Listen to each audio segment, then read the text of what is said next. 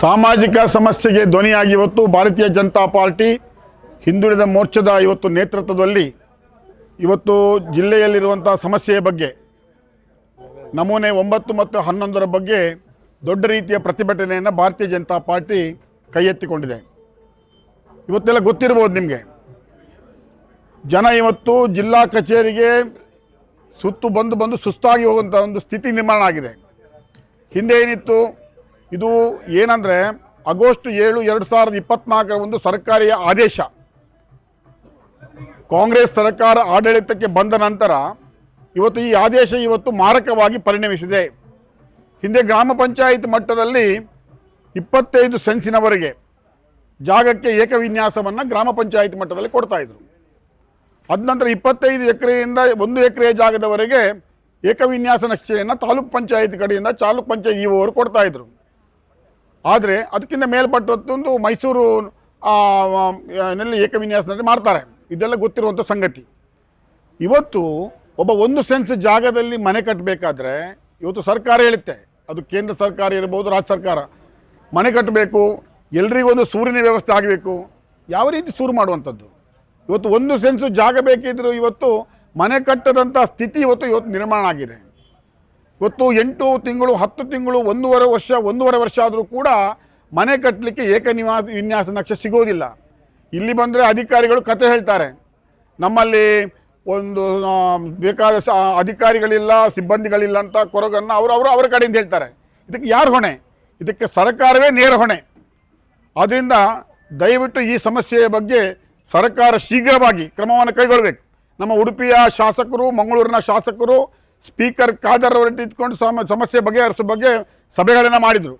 ಅದರ ಒಂದು ಫಲಶ್ರುತಿಯಾಗಿ ಏನಾದರೂ ಆಗಬಹುದು ಅಂತ ನಿರೀಕ್ಷೆ ಇತ್ತು. ಆದರೆ ಇವತ್ತು ಅದನ್ನು ಏನೂ ಕೂಡ ಆಗಿಲ್ಲ. ಇವತ್ತು ಕೇವಲ ಇದು ಭಾರತೀಯ ಜನತಾ ಪಾರ್ಟಿಗೆ ಸಂಬಂಧಪಟ್ಟದ್ದಲ್ಲ, ಒಂದು ಪ್ರಬುದ್ಧ ಜವಾಬ್ದಾರಿಯುತ ರಾಜಕೀಯ ಪಾರ್ಟಿಯಾಗಿ ಭಾರತೀಯ ಜನತಾ ಪಾರ್ಟಿ ಈ 9/11ನ ಬಗ್ಗೆ ಒಂದು ದೊಡ್ಡ ಹೋರಾಟವನ್ನು ಮಾಡ್ತಾ ಇದೆ. ಹಿಂದೆ ನೆಲಮಂಗಲದ ಅರಿಸಿನಕುಂಟೆಯಲ್ಲಿ ಒಂದು ಸಮಸ್ಯೆ ಆಯ್ತು ಅಂತೇಳಿ ಅಲ್ಲಿಯ ದೊಡ್ಡೆ ಗೌಡ್ರು ಅಂತೇಳಿ ಅವರು ಅದನ್ನು ನಿವೇಶನವನ್ನು 98 ನಿವೇಶನಗಳನ್ನು ಆಗ ಏಕವಿನ್ಯಾಸವನ್ನು ಅಲ್ಲಿ ಮಲ್ಟಿಪಲ್ ಲೇಔಟ್ ಅಂತೇಳಿ ಮಾಡಬೇಕಿತ್ತು. ಆದರೆ ಅದನ್ನು ನಮ್ಮ ಕೋರಮಂಗಲದ ಇದರಲ್ಲಿ ಅದನ್ನು ಪಂಚಾಯತ್ ಮಟ್ಟದಲ್ಲೇ 98 ನಿವೇಶನಗಳು ಮಾಡಿದರು. ಅದು ಒಂದನ್ನು ಅದರ ವಿರುದ್ಧ ಅದನ್ನು 35 ನೆಲಮಂಗಲ ಅಲ್ಲಿ ಪುರಸಭೆ ಏನು ಮಾಡಿತ್ತು, ಅದರಲ್ಲಿ 35 ನಿವೇಶನವನ್ನು ರದ್ದು ಮಾಡಿತ್ತು. ಅದನ್ನು ರದ್ದು ಮಾಡಿದ್ದಕ್ಕೆ ಅವರು ಹೈಕೋರ್ಟಲ್ಲಿ ಮನವಿಯನ್ನು ಮಾಡಿದರು, ಯಾರು ದೊಡ್ಡೇಗೌಡರು. ಅದನ್ನು ಹೈಕೋರ್ಟ್ ಏನು ಮಾಡಿತ್ತು, ಈ ರೀತಿ ಗ್ರಾಮಾಂತರ ಭಾಗದಲ್ಲಿ 1 ಎಕರೆ, ಅದು 6 ಎಕರೆ ಜಾಗ, 1 ಎಕರೆ ಮೇಲ್ಪಟ್ಟ ಜಾಗವನ್ನು ನೀವು ಅದನ್ನು ಏಕವಿನ್ಯಾಸವನ್ನು ಗ್ರಾಮ ಪಂಚಾಯತ್ ಮಟ್ಟದಲ್ಲಿ PDO ಅವರು ಮಾಡಲಿಕ್ಕಿಲ್ಲ. ಅದರಿಂದ ಒಂದು ಕಠಿಣವಾಗಿ ಇದಕ್ಕೊಂದು ರೂಪುರೇಷೆಯನ್ನು ಮಾಡಿ ಇದರ ಬಗ್ಗೆ ಸರ್ಕಾರ ಒಂದು ಗಮನ ಕೊಡಬೇಕು ಅನ್ನುವಂಥದ್ದು ಆದೇಶವನ್ನು ಹೈಕೋರ್ಟ್ ಮಾಡಿತ್ತು. ಅದು ಸರಿ ಇದೆ. ಆದರೆ ಅದನ್ನೇ ನೆಪವಾಗಿ ಇಟ್ಕೊಂಡು ಇಡೀ ನಮ್ಮ ರಾಜ್ಯದಲ್ಲಿ ಅದ ನಂತರ ಆಗಸ್ಟ್ 7, 2024 ಒಂದು ಸರ್ಕಾರ ಆದೇಶ ಹೊರಡಿಸಿದ ಪರಿಣಾಮವಾಗಿ ಇವತ್ತು ಈ ಸಮಸ್ಯೆಗಳು ನಾವು ನೋಡ್ತಾ ಇದ್ವಿ.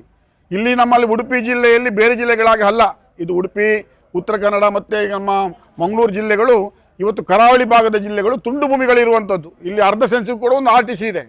ಆದರೆ ಜನಸಾಮಾನ್ಯರಿಗೆ ಇದರ ಬಗ್ಗೆ ನಾವು ಸವಲತ್ತು ಕೊಡಬೇಕಂತ ಸರ್ಕಾರವೇ ಇವತ್ತು ಜನರ ವಿರುದ್ಧವಾಗಿ ಇವತ್ತು ಕೆಲಸ ಮಾಡುವುದನ್ನು ನೋಡುವಾಗ ಇದನ್ನು ಭಾರತೀಯ ಜನತಾ ಪಾರ್ಟಿ ತೀವ್ರವಾಗಿ ಇದನ್ನು ಖಂಡಿಸ್ತದೆ.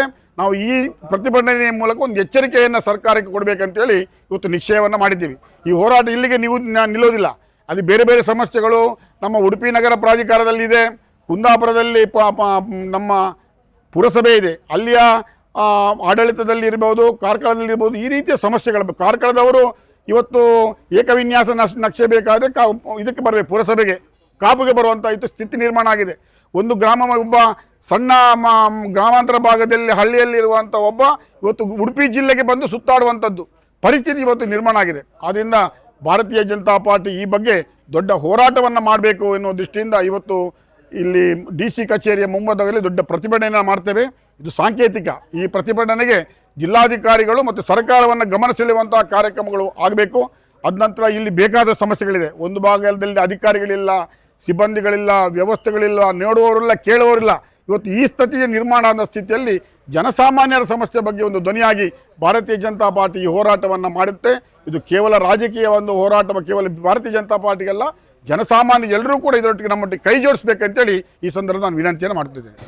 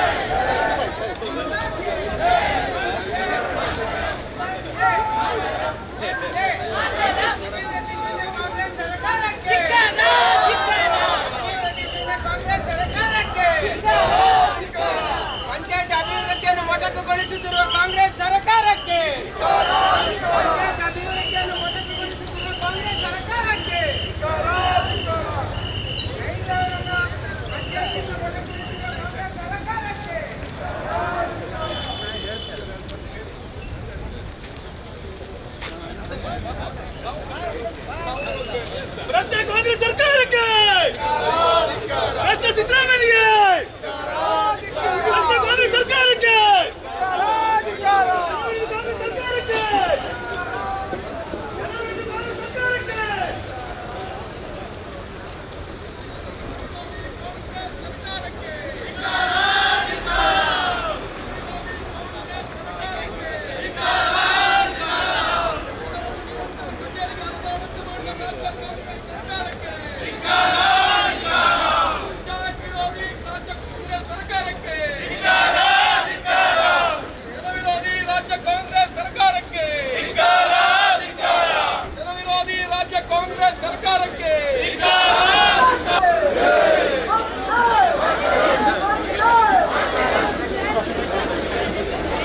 ಬೃಹತ್ ಪ್ರತಿಭಟನೆಯನ್ನು ಏರ್ಪಡಿಸಲಾಗಿದ್ದು ವಿಧಾನ ಪರಿಷತ್ನ ಸದಸ್ಯರು, ಅದೇ ರೀತಿ ಉಡುಪಿಯ ಜನಪ್ರಿಯ ಶಾಸಕರಾದ ಯಶಪಾಲ್ ಸುವರ್ಣ, ಕುಂದಾಪುರದ ಜನಪ್ರಿಯ ಶಾಸಕರಾದಂತಹ ಕಿರಣ್ ಕೊಡಿಗೆಯವರು,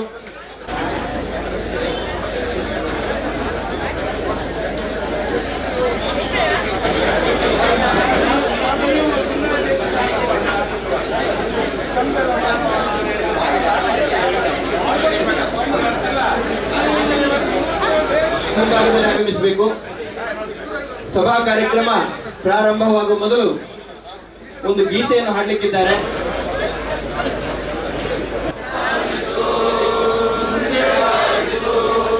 ಧಾವಿಸು ಮುಂದೆ ಧಾವಿಸು, ಧೀರ ಪಥದಿ ಅಂತಿಮ ಜಯ ನಿನ್ನದೆಂದೆ ಭಾವಿಸು. ಧಾವಿಸು ಮುಂದೆ ಧಾವಿಸು,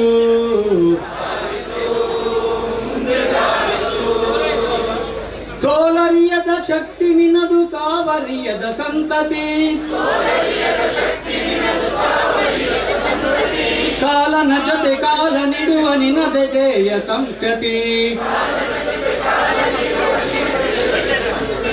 ಸೋಲರಿಯದ ಶಕ್ತಿ ನಿನದು, ಸಾವರಿಯದ ಸಂತತಿ. ಕಾಲನ ಜೊತೆ ಕಾಲ ನೀಡುವ ನಿನದ ಜೇಯ ಸಂಸ್ಕೃತಿ ನಿನಗೆ ಹಾಲ ನೆರವ ತಾಯಿ ಸನಾತನ ಭಾರತಿ ಅವಳ ಗರಿಮೆಗಳಿಕೆಗಾಗಿ ಜೀವಿಸು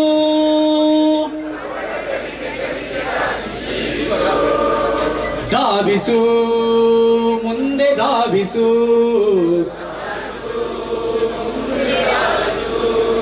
ಧಾವಿಸು ಮುಂದೆ ಧಾವಿಸು ತೀರ ಪದದಿ ಅಂತಿಮ ಜಯ ನಿನ್ನದೆಂದೆ ಭಾವಿಸು ಧಾವಿಸು ಮುಂದೆ ಧಾವಿಸು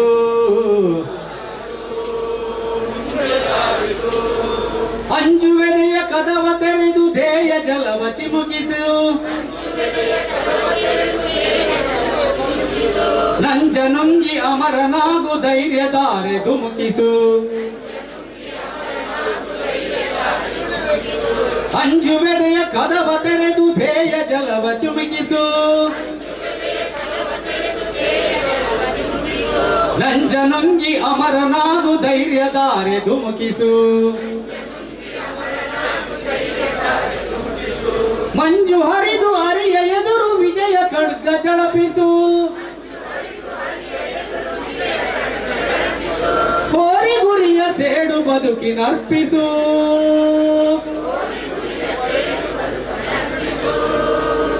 ಧಾವಿಸು ಮುಂದೆ ಧಾವಿಸು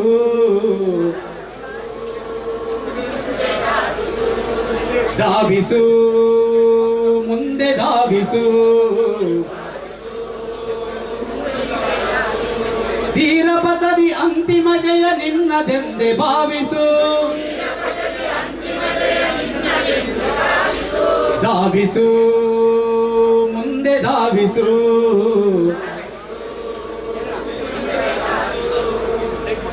बोलो भारत माता की ವಂದೇ ವಂದೇ ಭಾರತೀಯ ಜನತಾ ಪಾರ್ಟಿ ಉಡುಪಿ ಜಿಲ್ಲೆಯ ವತಿಯಿಂದ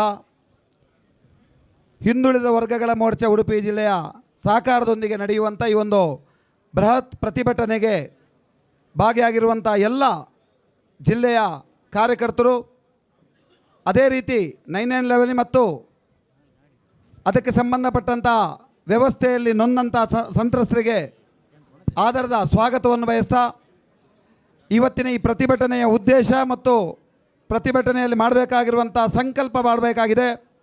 ಅದಕ್ಕೋಸ್ಕರ ನಾವು ಶಾಸ್ತ್ರ ಸಂಖ್ಯೆಯಲ್ಲಿ DC ಕಚೇರಿಯ ಮುಂಭಾಗದಲ್ಲಿ ಸೇರಿದ್ದೇವೆ. ಈ ಸಂದರ್ಭದಲ್ಲಿ ನಮ್ಮ ಜೊತೆ ಉಪಸ್ಥಿತರಿರುವಂಥ ಹಿರಿಯರ ಮತ್ತು ಜವಾಬ್ದಾರಿ ಇರುವಂಥ ಕಾರ್ಯಕರ್ತರ ಪರಿಚಯವನ್ನು ಮಾಡ್ತೀನಿ, ಸ್ವಾಗತವನ್ನು ಮಾಡ್ತೀನಿ. ಭಾರತೀಯ ಜನತಾ ಪಾರ್ಟಿ ಉಡುಪಿ ಜಿಲ್ಲೆಯ ಜಿಲ್ಲಾಧ್ಯಕ್ಷರಾಗಿರುವಂಥ ಶ್ರೀಯುತ ಕುತ್ಯಾರು ನವೀನ್ ಶೆಟ್ಟಿ ಅವರು ನಮ್ಮ ಜೊತೆ ಇದ್ದಾರೆ. ಇವರನ್ನು ಜಿಲ್ಲಾ ಭಾಜಪದ ಪರವಾಗಿ ತುಂಬು ಹೃದಯದ ಸ್ವಾಗತವನ್ನು ಮಾಡ್ತಾ ಇದ್ದೀನಿ. ಅದೇ ರೀತಿ ಈ ಕಾರ್ಯಕ್ರಮದಲ್ಲಿ ನಮಗೆ ಒಂದಷ್ಟು ಈ ವಿಚಾರದ ಬಗ್ಗೆ ತಿಳಿಸ್ಕೊಡ್ಬೇಕು ಅನ್ನುವ ದೃಷ್ಟಿಯಿಂದ ನಮ್ಮ ಜೊತೆ ಇರುವವರು ಶ್ರೀಯುತ ಪ್ರತಾಪ್ ಸಿಂಗ್ ನಾಯಕ್ ಅವರು. ಇವರು ವಿಧಾನ ಪರಿಷತ್ನ ಸದಸ್ಯರು ಹೌದು. ಇವರಿಗೆ ನಿಮ್ಮೆಲ್ಲರ ಪರವಾಗಿ ತುಂಬು ಹೃದಯದ ಸ್ವಾಗತವನ್ನು ಬಯಸ್ತಾ ಇದ್ದೀನಿ. ಅದೇ ರೀತಿ ಹಿಂದುಳಿದ ವರ್ಗಗಳ ಮೋರ್ಚಾದ ರಾಷ್ಟ್ರೀಯ ಪ್ರಧಾನ ಕಾರ್ಯದರ್ಶಿಗಳು ಹೌದು. ಉಡುಪಿ ವಿಧಾನಸಭಾ ಕ್ಷೇತ್ರದ ನಮ್ಮ ನೆಚ್ಚಿನ ಶಾಸಕರಾಗಿರುವಂಥ ಶ್ರೀಯುತ ಯಶ್ಪಾಲ್ ಎ ಶಿವರ್ಣ ಅವರು ನಮ್ಮ ಜೊತೆ ಇದ್ದಾರೆ. ಅವರನ್ನು ತುಂಬು ಹೃದಯದ ಸ್ವಾಗತವನ್ನು ಬಯಸ್ತಾ ಇದ್ದೀನಿ. ಕುಂದಾಪುರದ ಶಾಸಕರಾಗಿರುವಂಥ ಶ್ರೀಯುತ ಕಿರಣ್ ಕೊಡ್ಗಿ ಅವರು ನಮ್ಮ ಜೊತೆ ಇದ್ದಾರೆ. ಅವರನ್ನು ಆದರದಿಂದ ಸ್ವಾಗತಿಸ್ತಾ ಇದ್ದೀನಿ ಈ ಸಂದರ್ಭದಲ್ಲಿ. ಅದೇ ರೀತಿ ನಮ್ಮ ಜೊತೆ ಕಿಶೋರ್ ಕುಮಾರ್ ನಮ್ಮ ಜೊತೆ ಇದ್ದಾರೆ. ಇವರನ್ನು ನಾವು ಉಡುಪಿ BJPದ ಪರವಾಗಿ ತುಂಬ ಹೃದಯದ ಸ್ವಾಗತವನ್ನು ಕೋರ್ತಾ ಇದ್ದೀವಿ. ಮಂಗಳೂರು ವಿಭಾಗದ ಪ್ರಭಾರಿಯಾಗಿ ಹಿರಿಯರಾಗಿದ್ದುಕೊಂಡು ಈ ಸಂದರ್ಭದಲ್ಲಿ ಮಾರ್ಗದರ್ಶನ ಮಾಡಲಿಕ್ಕಿದ್ದಾರೆ ಶ್ರೀಯುತ ಉದಯ್ ಕುಮಾರ್ ಶೆಟ್ಟಿ ಅವರು.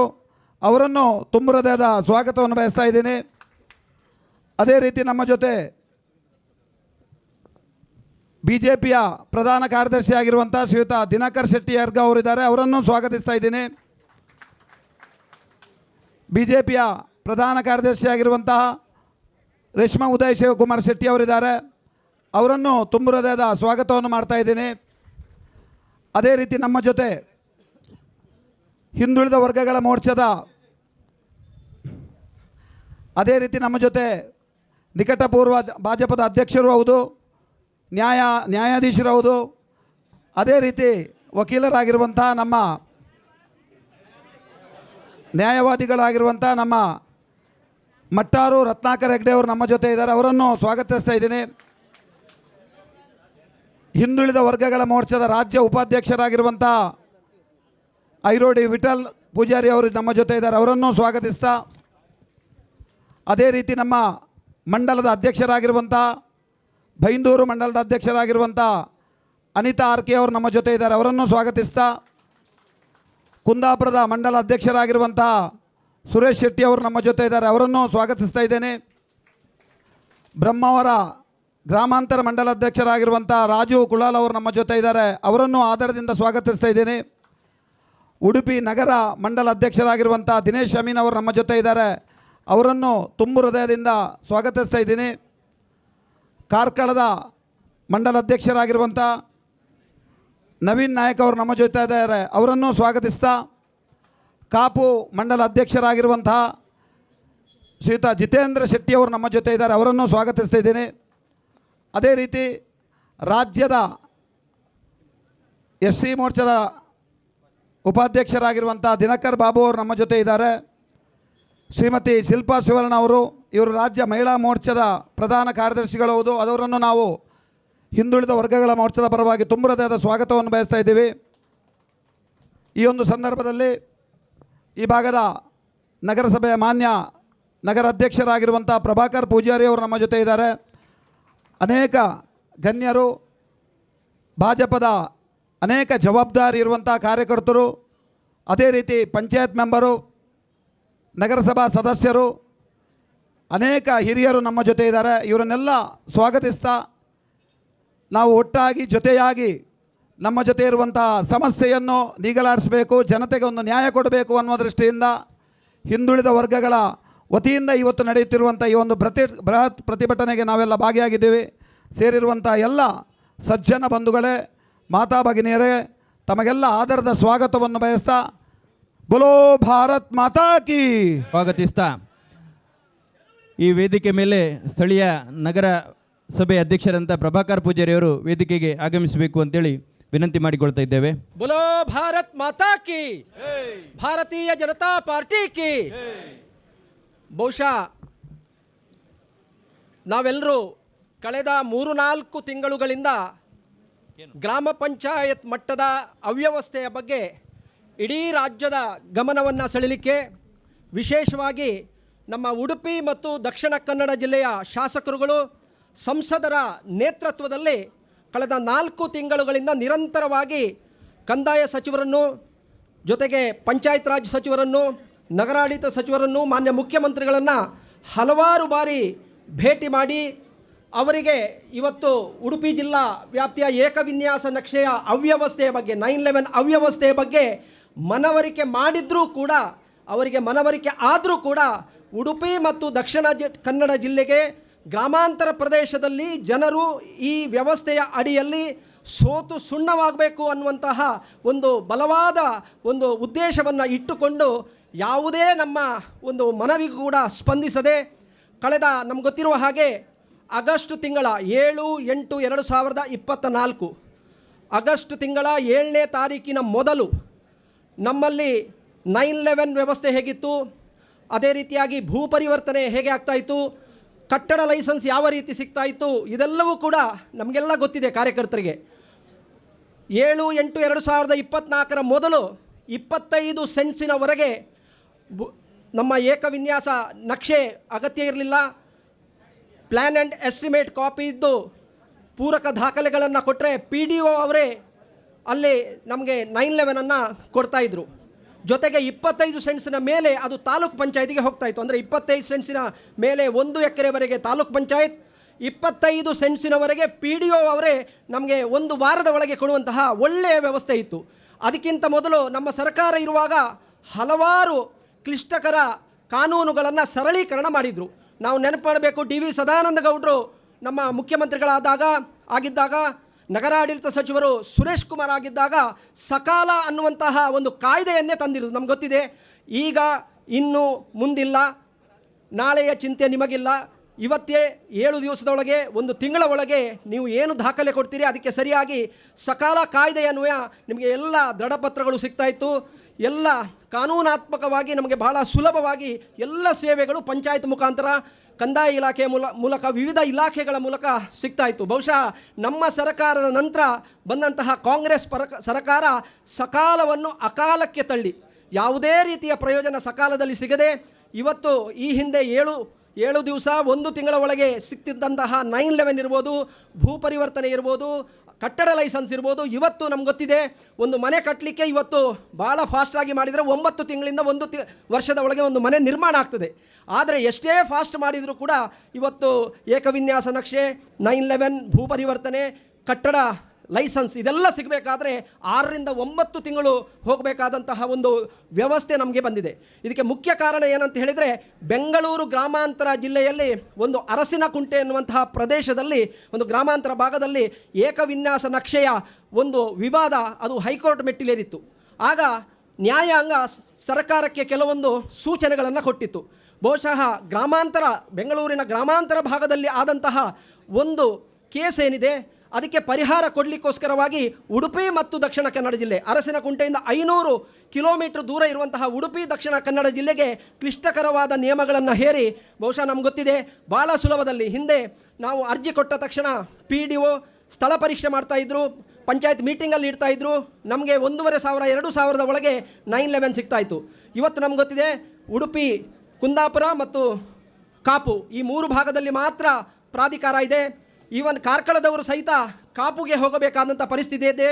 ಹಿಂದೆ ಕಾಪು ಅವರಿಗೆ ಸ್ವಲ್ಪ ಬೇಗ ಸಿಗ್ತಾಯಿತ್ತು, 9/11 ಬೇಗ ಸಿಗ್ತಾಯಿತ್ತು. ಇವತ್ತು ಕಾರ್ಕಳದವರನ್ನು ಕಾಪಿಗೆ ಸೇರಿಸಿ ಇದು ವಿಳಂಬ ಆಗ್ತಾ ಇದೆ. ಬಹುಶಃ ಕರ್ನಾಟಕ ಕಾಂಗ್ರೆಸ್ ಸರ್ಕಾರ ಬಂದ ಮೇಲೆ ಅವರು ಒಂದು ನಿಶ್ಚಯ ಮಾಡಿದ್ದಾರೆ, ದಕ್ಷಿಣ ಕನ್ನಡ ಮತ್ತು ಉಡುಪಿ ಜಿಲ್ಲೆಯವರು ಏನೇ ಮಾಡಿದರೂ ಕೂಡ ಅವರ ಶಾಸಕರಿಗೆ ಮತ್ತು ಅಲ್ಲಿಯ ಕಾರ್ಯಕರ್ತರಿಗೆ ಜನರಿಂದ ಒತ್ತಡ ಬರಬೇಕು. ಇದನ್ನು ಕಾಂಗ್ರೆಸ್ ನಾಯಕರುಗಳು, ಮಾನ್ಯ ಮುಖ್ಯಮಂತ್ರಿಗಳು, ಇಲ್ಲಿಯ ಉಸ್ತುವಾರಿ ಸಚಿವರು, ಜೊತೆಗೆ ನಮ್ಮವರೇ ಆದಂತಹ ಸಭಾಪತಿಗಳು ಇದನ್ನು ಮನವರಿಕೆ ಮಾಡಿಕೊಂಡು ಸರ್ಕಾರಕ್ಕೆ ಸರಿಯಾಗಿ ತಿಳಿಸಿ ಆದಷ್ಟು ಶೀಘ್ರವಾಗಿ ಏನು 25 ಸೆಂಟ್ಸ್ವರೆಗೆ ಪಂಚಾಯತ್ ಮಟ್ಟದಲ್ಲಿ ಆಗ್ತಿದ್ದಂತಹ 9/11 ಏನಿದೆ, ಏಕವಿನ್ಯಾಸ ನಕ್ಷೆಗೆ ಹೋಗದೆ 9/11 ಏನಾಗ್ತಾಯಿತ್ತು ಅದನ್ನು ನಮಗೆ ಪುನಃ ಅದೇ ರೀತಿಯಾದಂಥ ವ್ಯವಸ್ಥೆಯನ್ನು ಕೊಡಬೇಕು. ಜೊತೆಗೆ ಆ ವ್ಯವಸ್ಥೆ ಬರುವವರೆಗೆ ಈ ಪ್ರಾಧಿಕಾರದಲ್ಲಿ ಸಿಬ್ಬಂದಿಗಳ ಕೊರತೆ ಇದೆ. ನಮ್ಗೆ ಗೊತ್ತಿರುವ ಹಾಗೆ ವಾರಕ್ಕೆ ಒಮ್ಮೆ ಅವರು ಬೇರೆ ಬೇರೆ ತಾಲೂಕಿಗೆ ಹೋಗ್ತಾರೆ. ಇವತ್ತು 11,000 ಪಂಚಾಯತ್ನಲ್ಲಿ ಲೈಸೆನ್ಸ್ಗಳು ಕಳೆದ ವರ್ಷ ಇಡೀ ಉಡುಪಿ ಜಿಲ್ಲೆಯಲ್ಲಿ 11,000 ಕಟ್ಟಡ ಲೈಸೆನ್ಸ್ಗಳು ಇವತ್ತು ಸಿಕ್ಕಿದ್ದು ಕಟ್ಟಡ ಕಟ್ಟಲಿಕ್ಕೆ. ಈಗ ನಾವು ಅಂಕಿಅಂಶಗಳನ್ನು ತೆಗೆದರೆ ಕಳೆದ 1 ವರ್ಷದಲ್ಲಿ ಕೇವಲ 1,800 ಮಾತ್ರ ಕಟ್ಟಡ ಲೈಸೆನ್ಸ್ ಸಿಕ್ಕಿ ಸುಮಾರು 6,000 ಕಟ್ಟಡ ಲೈಸೆನ್ಸ್ಗಳು ಕೊಡಲಿಕ್ಕೆ ಇವತ್ತು ಬಾಕಿ ಇದೆ. ಇದರಿಂದಾಗಿ ಏನಾಗಿದೆ ಅಂತ ಹೇಳಿದರೆ, ಇವತ್ತು ಕಾರ್ಮಿಕರ ಕೊರತೆ ಬಂದಿದೆ. ಇವತ್ತು ಮುರಕಲ್ಲು ಸಿಗ್ತಾ ಇಲ್ಲ, ಮರಳು ಸಿಗ್ತಾ ಇಲ್ಲ, ಜೊತೆಗೆ ಕಟ್ಟಡ ಕಾಮಗಾರಿಗಳೆಲ್ಲ ನಿಂತು ಹೋಗಿ ಇಡೀ ನಮ್ಮ ಉಡುಪಿ ಮತ್ತು ದಕ್ಷಿಣ ಕನ್ನಡ ಜಿಲ್ಲೆಯ ಆರ್ಥಿಕ ಪರಿಸ್ಥಿತಿಗೆ ತೊಂದರೆ ಆಗಿದೆ. ಹಾಗಾಗಿ ಆದಷ್ಟು ಶೀಘ್ರವಾಗಿ 390 ಪಂಚಾಯತ್ ಸದಸ್ಯರುಗಳು ತಮ್ಮ ತಮ್ಮ ಪಂಚಾಯತ್ನ ಎದುರಿಗೆ ಏನು ಪ್ರತಿಭಟನೆ ಮಾಡಿದ್ದಾರೆ ಅದು ಸರ್ಕಾರದ ಕಿವಿಗೆ ಬೀಳಲಿಲ್ಲ. ಇವತ್ತು ಹಿಂದುಳಿದ ವರ್ಗಗಳ ಮೋರ್ಚಾ, ಭಾರತೀಯ ಜನತಾ ಪಾರ್ಟಿ ಉಡುಪಿ ಜಿಲ್ಲೆಯಲ್ಲಿ ನಾವು ಈ ಪ್ರತಿಭಟನೆಯನ್ನು ಜಿಲ್ಲಾಧಿಕಾರಿಗಳ ಸಮ್ಮುಖದಲ್ಲಿ ಮಾಡ್ತಾ ಇದ್ದೇವೆ. ಪ್ರತಿ ಜಿಲ್ಲೆಯಲ್ಲಿ ಈ ರೀತಿಯ ಪ್ರತಿಭಟನೆಯ ಮೂಲಕ ನಾವು ಮುಂದೆ ಮುಖ್ಯಮಂತ್ರಿಗಳ ಮುಂದೆ, ವಿಧಾನಸೌಧದ ಮುಂದೆ ನಮ್ಮ ಉಡುಪಿ ಮತ್ತು ದಕ್ಷಿಣ ಕನ್ನಡ ಜಿಲ್ಲೆಯ ಜನರ ನೋವನ್ನು ನಿಮಗೆ ಕೇಳಿಸಲಿಕ್ಕಿದ್ದೇವೆ. ಅದಕ್ಕಿಂತ ಮೊದಲು ನೀವು ಎಚ್ಚೆತ್ತು ಆದಷ್ಟು ಶೀಘ್ರವಾಗಿ 9/11 ಸಮಸ್ಯೆಯನ್ನು ಬಗೆಹರಿಸಬೇಕು. ಇವತ್ತು 1,500-3,000 ಒಳಗೆ ಆಗ್ತಿದ್ದಂತಹ 9/11 ಇವತ್ತು ಕನಿಷ್ಠ 15 ರಿಂದ ಗರಿಷ್ಠ 30,000ವರೆಗೆ ಇವತ್ತು ಲಂಚ ಕೊಟ್ಟು 6 ತಿಂಗಳು ಕಾಯಬೇಕಾದಂಥ ಪರಿಸ್ಥಿತಿ ಇದೆ. ಹಾಗಾಗಿ ಕೂಡಲೇ ಸರ್ಕಾರ ಎಚ್ಚೆತ್ತು 9/11 7/8/2024 ಮೊದಲು ಯಾವ ರೀತಿ ಇತ್ತು ಅದೇ ರೀತಿಯಾಗಿ 25 ಸೆಂಟ್ಸ್ವರೆಗೆ PDOಗಳಿಗೆ ಕೊಡಬೇಕು. ಇವತ್ತು ಪಂಚಾಯತ್ ಲೈಸೆನ್ಸ್ ಕೊಡಬೇಕಾದ್ರೆ ಹಿಂದೆ ಪಿ ಡಿ ಒಗೆ ತುಂಬ ಕೆಲಸ ಇತ್ತು. ಇವತ್ತು ಯಾವುದೇ ಕೆಲಸ ಪಿ ಡಿ ಒಗಿಲ್ಲ. ಪಿ ಡಿ ಒ ಬರೇ ಒಂದು ಪೋಸ್ಟ್ಮ್ಯಾನ್ ಕೆಲಸ ಮಾಡ್ತಾ ಇದ್ದಾರೆ. ಎಲ್ಲದಕ್ಕೂ ನಾವು ಪ್ರಾಧಿಕಾರವನ್ನು ನೋಡಬೇಕಾದಂತಹ ಒಂದು ದುಸ್ಥಿತಿ ಇದೆ. ಹಾಗಾಗಿ ಇವತ್ತು ಗ್ರಾಮ ಮಟ್ಟದಲ್ಲಿ ಆಗ್ತಿದ್ದಂತಹ ಎಲ್ಲ ಕೆಲಸ ಕಾರ್ಯಗಳು ಅದು ಜಿಲ್ಲಾ ಮಟ್ಟಕ್ಕೆ ಶಿಫ್ಟ್ ಆಗಿದೆ, ಅದೇ ಪ್ರಾಧಿಕಾರದ ಮಟ್ಟಕ್ಕೆ ಶಿಫ್ಟ್ ಆಗಿದೆ. ಇದೆಲ್ಲವನ್ನು ಮರಳಿ ಗ್ರಾಮ ಪಂಚಾಯತ್ ಮಟ್ಟಕ್ಕೆ ಸಿಗಲಿಕ್ಕೆ ನಾವು ಭಾರತೀಯ ಜನತಾ ಪಾರ್ಟಿಯ ಕಾರ್ಯಕರ್ತರೆಲ್ಲರೂ ಇವತ್ತು ಜಿಲ್ಲಾ ಮಟ್ಟದಲ್ಲಿ ಸೇರಿದ್ದೇವೆ. ಮುಂದೆ ನಾವು ವಿಧಾನಸೌಧ ಚಲೋ ಕರೆ ಕೊಟ್ಟರೂ ಕೂಡ ನಾವೆಲ್ಲರೂ ಸಹಸ್ರಾರು ಸಂಖ್ಯೆಯಲ್ಲಿ ವಿಧಾನಸೌಧಕ್ಕೆ ಮುತ್ತಿಗೆ ಹಾಕಿ ಈ ಕಾಂಗ್ರೆಸ್ ಸರ್ಕಾರ ಏನು ದುಷ್ಟತನದಿಂದ ಉಡುಪಿ ಜಿಲ್ಲೆ ಮತ್ತು ದಕ್ಷಿಣ ಕನ್ನಡ ಜಿಲ್ಲೆಯಲ್ಲಿ ಏನು ಮತದಾರರು ಭಾರತೀಯ ಜನತಾ ಪಕ್ಷಕ್ಕೆ ಆಶೀರ್ವಾದವನ್ನು ಮಾಡಿದ್ದಾರೆ, ಇಡೀ ರಾಜ್ಯದಲ್ಲಿ 136 ಸೀಟನ್ನು ಪಂಚ ಗ್ಯಾರಂಟಿಗಳ ಮೂಲಕ ಪಡೆದುಕೊಂಡಂತಹ ಸರ್ಕಾರ ಇವತ್ತು ದಕ್ಷಿಣ ಕನ್ನಡ ಮತ್ತು ಉಡುಪಿ ಜಿಲ್ಲೆ ನಮಗೆ ಮತದಾನ ಮಾಡಲಿಲ್ಲ ಎನ್ನುವಂತಹ ಒಂದು ಕುಹಕತನದಿಂದ ದುಷ್ಟಬುದ್ಧಿಯಿಂದ ಇವತ್ತು ಉಡುಪಿ ಮತ್ತು ದಕ್ಷಿಣ ಕನ್ನಡ ಜಿಲ್ಲೆಗೆ ಇಷ್ಟೊಂದು ಸಮಸ್ಯೆ ಆಗ್ತಾ ಇದ್ದರೂ ಕೂಡ ಯಾವುದೇ ಕ್ರಮವನ್ನು ತೆಗೆದುಕೊಳ್ಳದೆ ಇವತ್ತು ಸರ್ಕಾರ ಚಂದವನ್ನು ನೋಡ್ತಾ ಇದೆ. ಹಾಗಾಗಿ ಮುಂದಿನ ದಿನಗಳಲ್ಲಿ ಈಗಾಗಲೇ ತಾಲೂಕ್ ಪಂಚಾಯತ್ ಜಿಲ್ಲಾ ಪಂಚಾಯತ್ನ ನಿಷ್ಕ್ರಿಯ ಮಾಡಿದ್ದಾರೆ. ಮುಂದೆ ಗ್ರಾಮ ಪಂಚಾಯತ್ ವ್ಯವಸ್ಥೆಯನ್ನು ಕೂಡ ನಿಷ್ಕ್ರಿಯ ಮಾಡುವ ಮೊದಲು ನಾವು ಪಕ್ಷಭೇದ ಮರೆತು ಇವತ್ತು ನಾವು ಭಾರತೀಯ ಜನತಾ ಪಕ್ಷದ ಅಡಿಯಲ್ಲಿ ಸೇರಿದ್ದೇವೆ. ಮುಂದೆ ಎಲ್ಲ ಪಂಚಾಯತ್ ಸದಸ್ಯರು ಪಕ್ಷಭೇದ ಮರೆತು ಎಲ್ಲ ಪಂಚಾಯತ್ ಸದಸ್ಯರು ಒಗ್ಗಟ್ಟಾಗಿ ಮುಖ್ಯಮಂತ್ರಿಗಳಿಗೆ ಹೋಗಿ ಮನವಿಯನ್ನು ಸಲ್ಲಿಸಿ ಇವತ್ತು ವಿಧಾನಸೌಧಕ್ಕೆ ಮುತ್ತಿಗೆ ಹಾಕುವಂತಹ ಪರಿಸ್ಥಿತಿ ಖಂಡಿತ ನಿರ್ಮಾಣ ಆಗಲಿಕ್ಕಿದೆ. ಹಾಗಾಗಿ ಸರ್ಕಾರ ಕೂಡಲೇ ಎಚ್ಚೆತ್ತು ಇವತ್ತು ಏನು ನಾವು 100 ಸಂಖ್ಯೆಯಲ್ಲಿ ಸೇರಿದ್ದೇವೆ, ಮುಂದಿನ ದಿನಗಳಲ್ಲಿ ಎಲ್ಲ ಜನರನ್ನು ಸಂತ್ರಸ್ತ ಜನರನ್ನು ಸೇರಿಸಿ ಸಾವಿರಾರು ಸಂಖ್ಯೆಯಲ್ಲಿ ವಿಧಾನಸೌಧಕ್ಕೆ ಮುತ್ತಿಗೆ ಹಾಕುವಂಥ ಪರಿಸ್ಥಿತಿ ಬರುವ ಮೊದಲೇ ಸರ್ಕಾರ, ಕಂದಾಯ ಸಚಿವರು, ನಗರಾಡಳಿತ ಸಚಿವರು ಮತ್ತು ಪಂಚಾಯತ್ ರಾಜ್ ಸಚಿವರು ಈ 3 ಇಲಾಖೆಯವರು ಒಟ್ಟು ಸೇರಿ ಯಾವ ರೀತಿಯಾಗಿ ಈ ಕಾನೂನನ್ನು ಸರಳೀಕರಣ ಮಾಡ್ಬೋದು, ಜನತೆಗೆ ಶೀಘ್ರವಾಗಿ ಈ ಹಿಂದಿನಂತೆ 1 ವಾರದಿಂದ 1 ತಿಂಗಳ ಒಳಗೆ 9/11 ಸಿಗುವಂತಹ ವ್ಯವಸ್ಥೆ ಮಾಡಬೇಕು ಅಂತೇಳಿ ನಾವೆಲ್ಲ ಕಾರ್ಯಕರ್ತರು ಈ ಒಂದು ಪ್ರತಿಭಟನೆ ಮೂಲ ಸರ್ಕಾರವನ್ನು ಎಚ್ಚರಿಸ್ತಾ ಇದ್ದೇವೆ.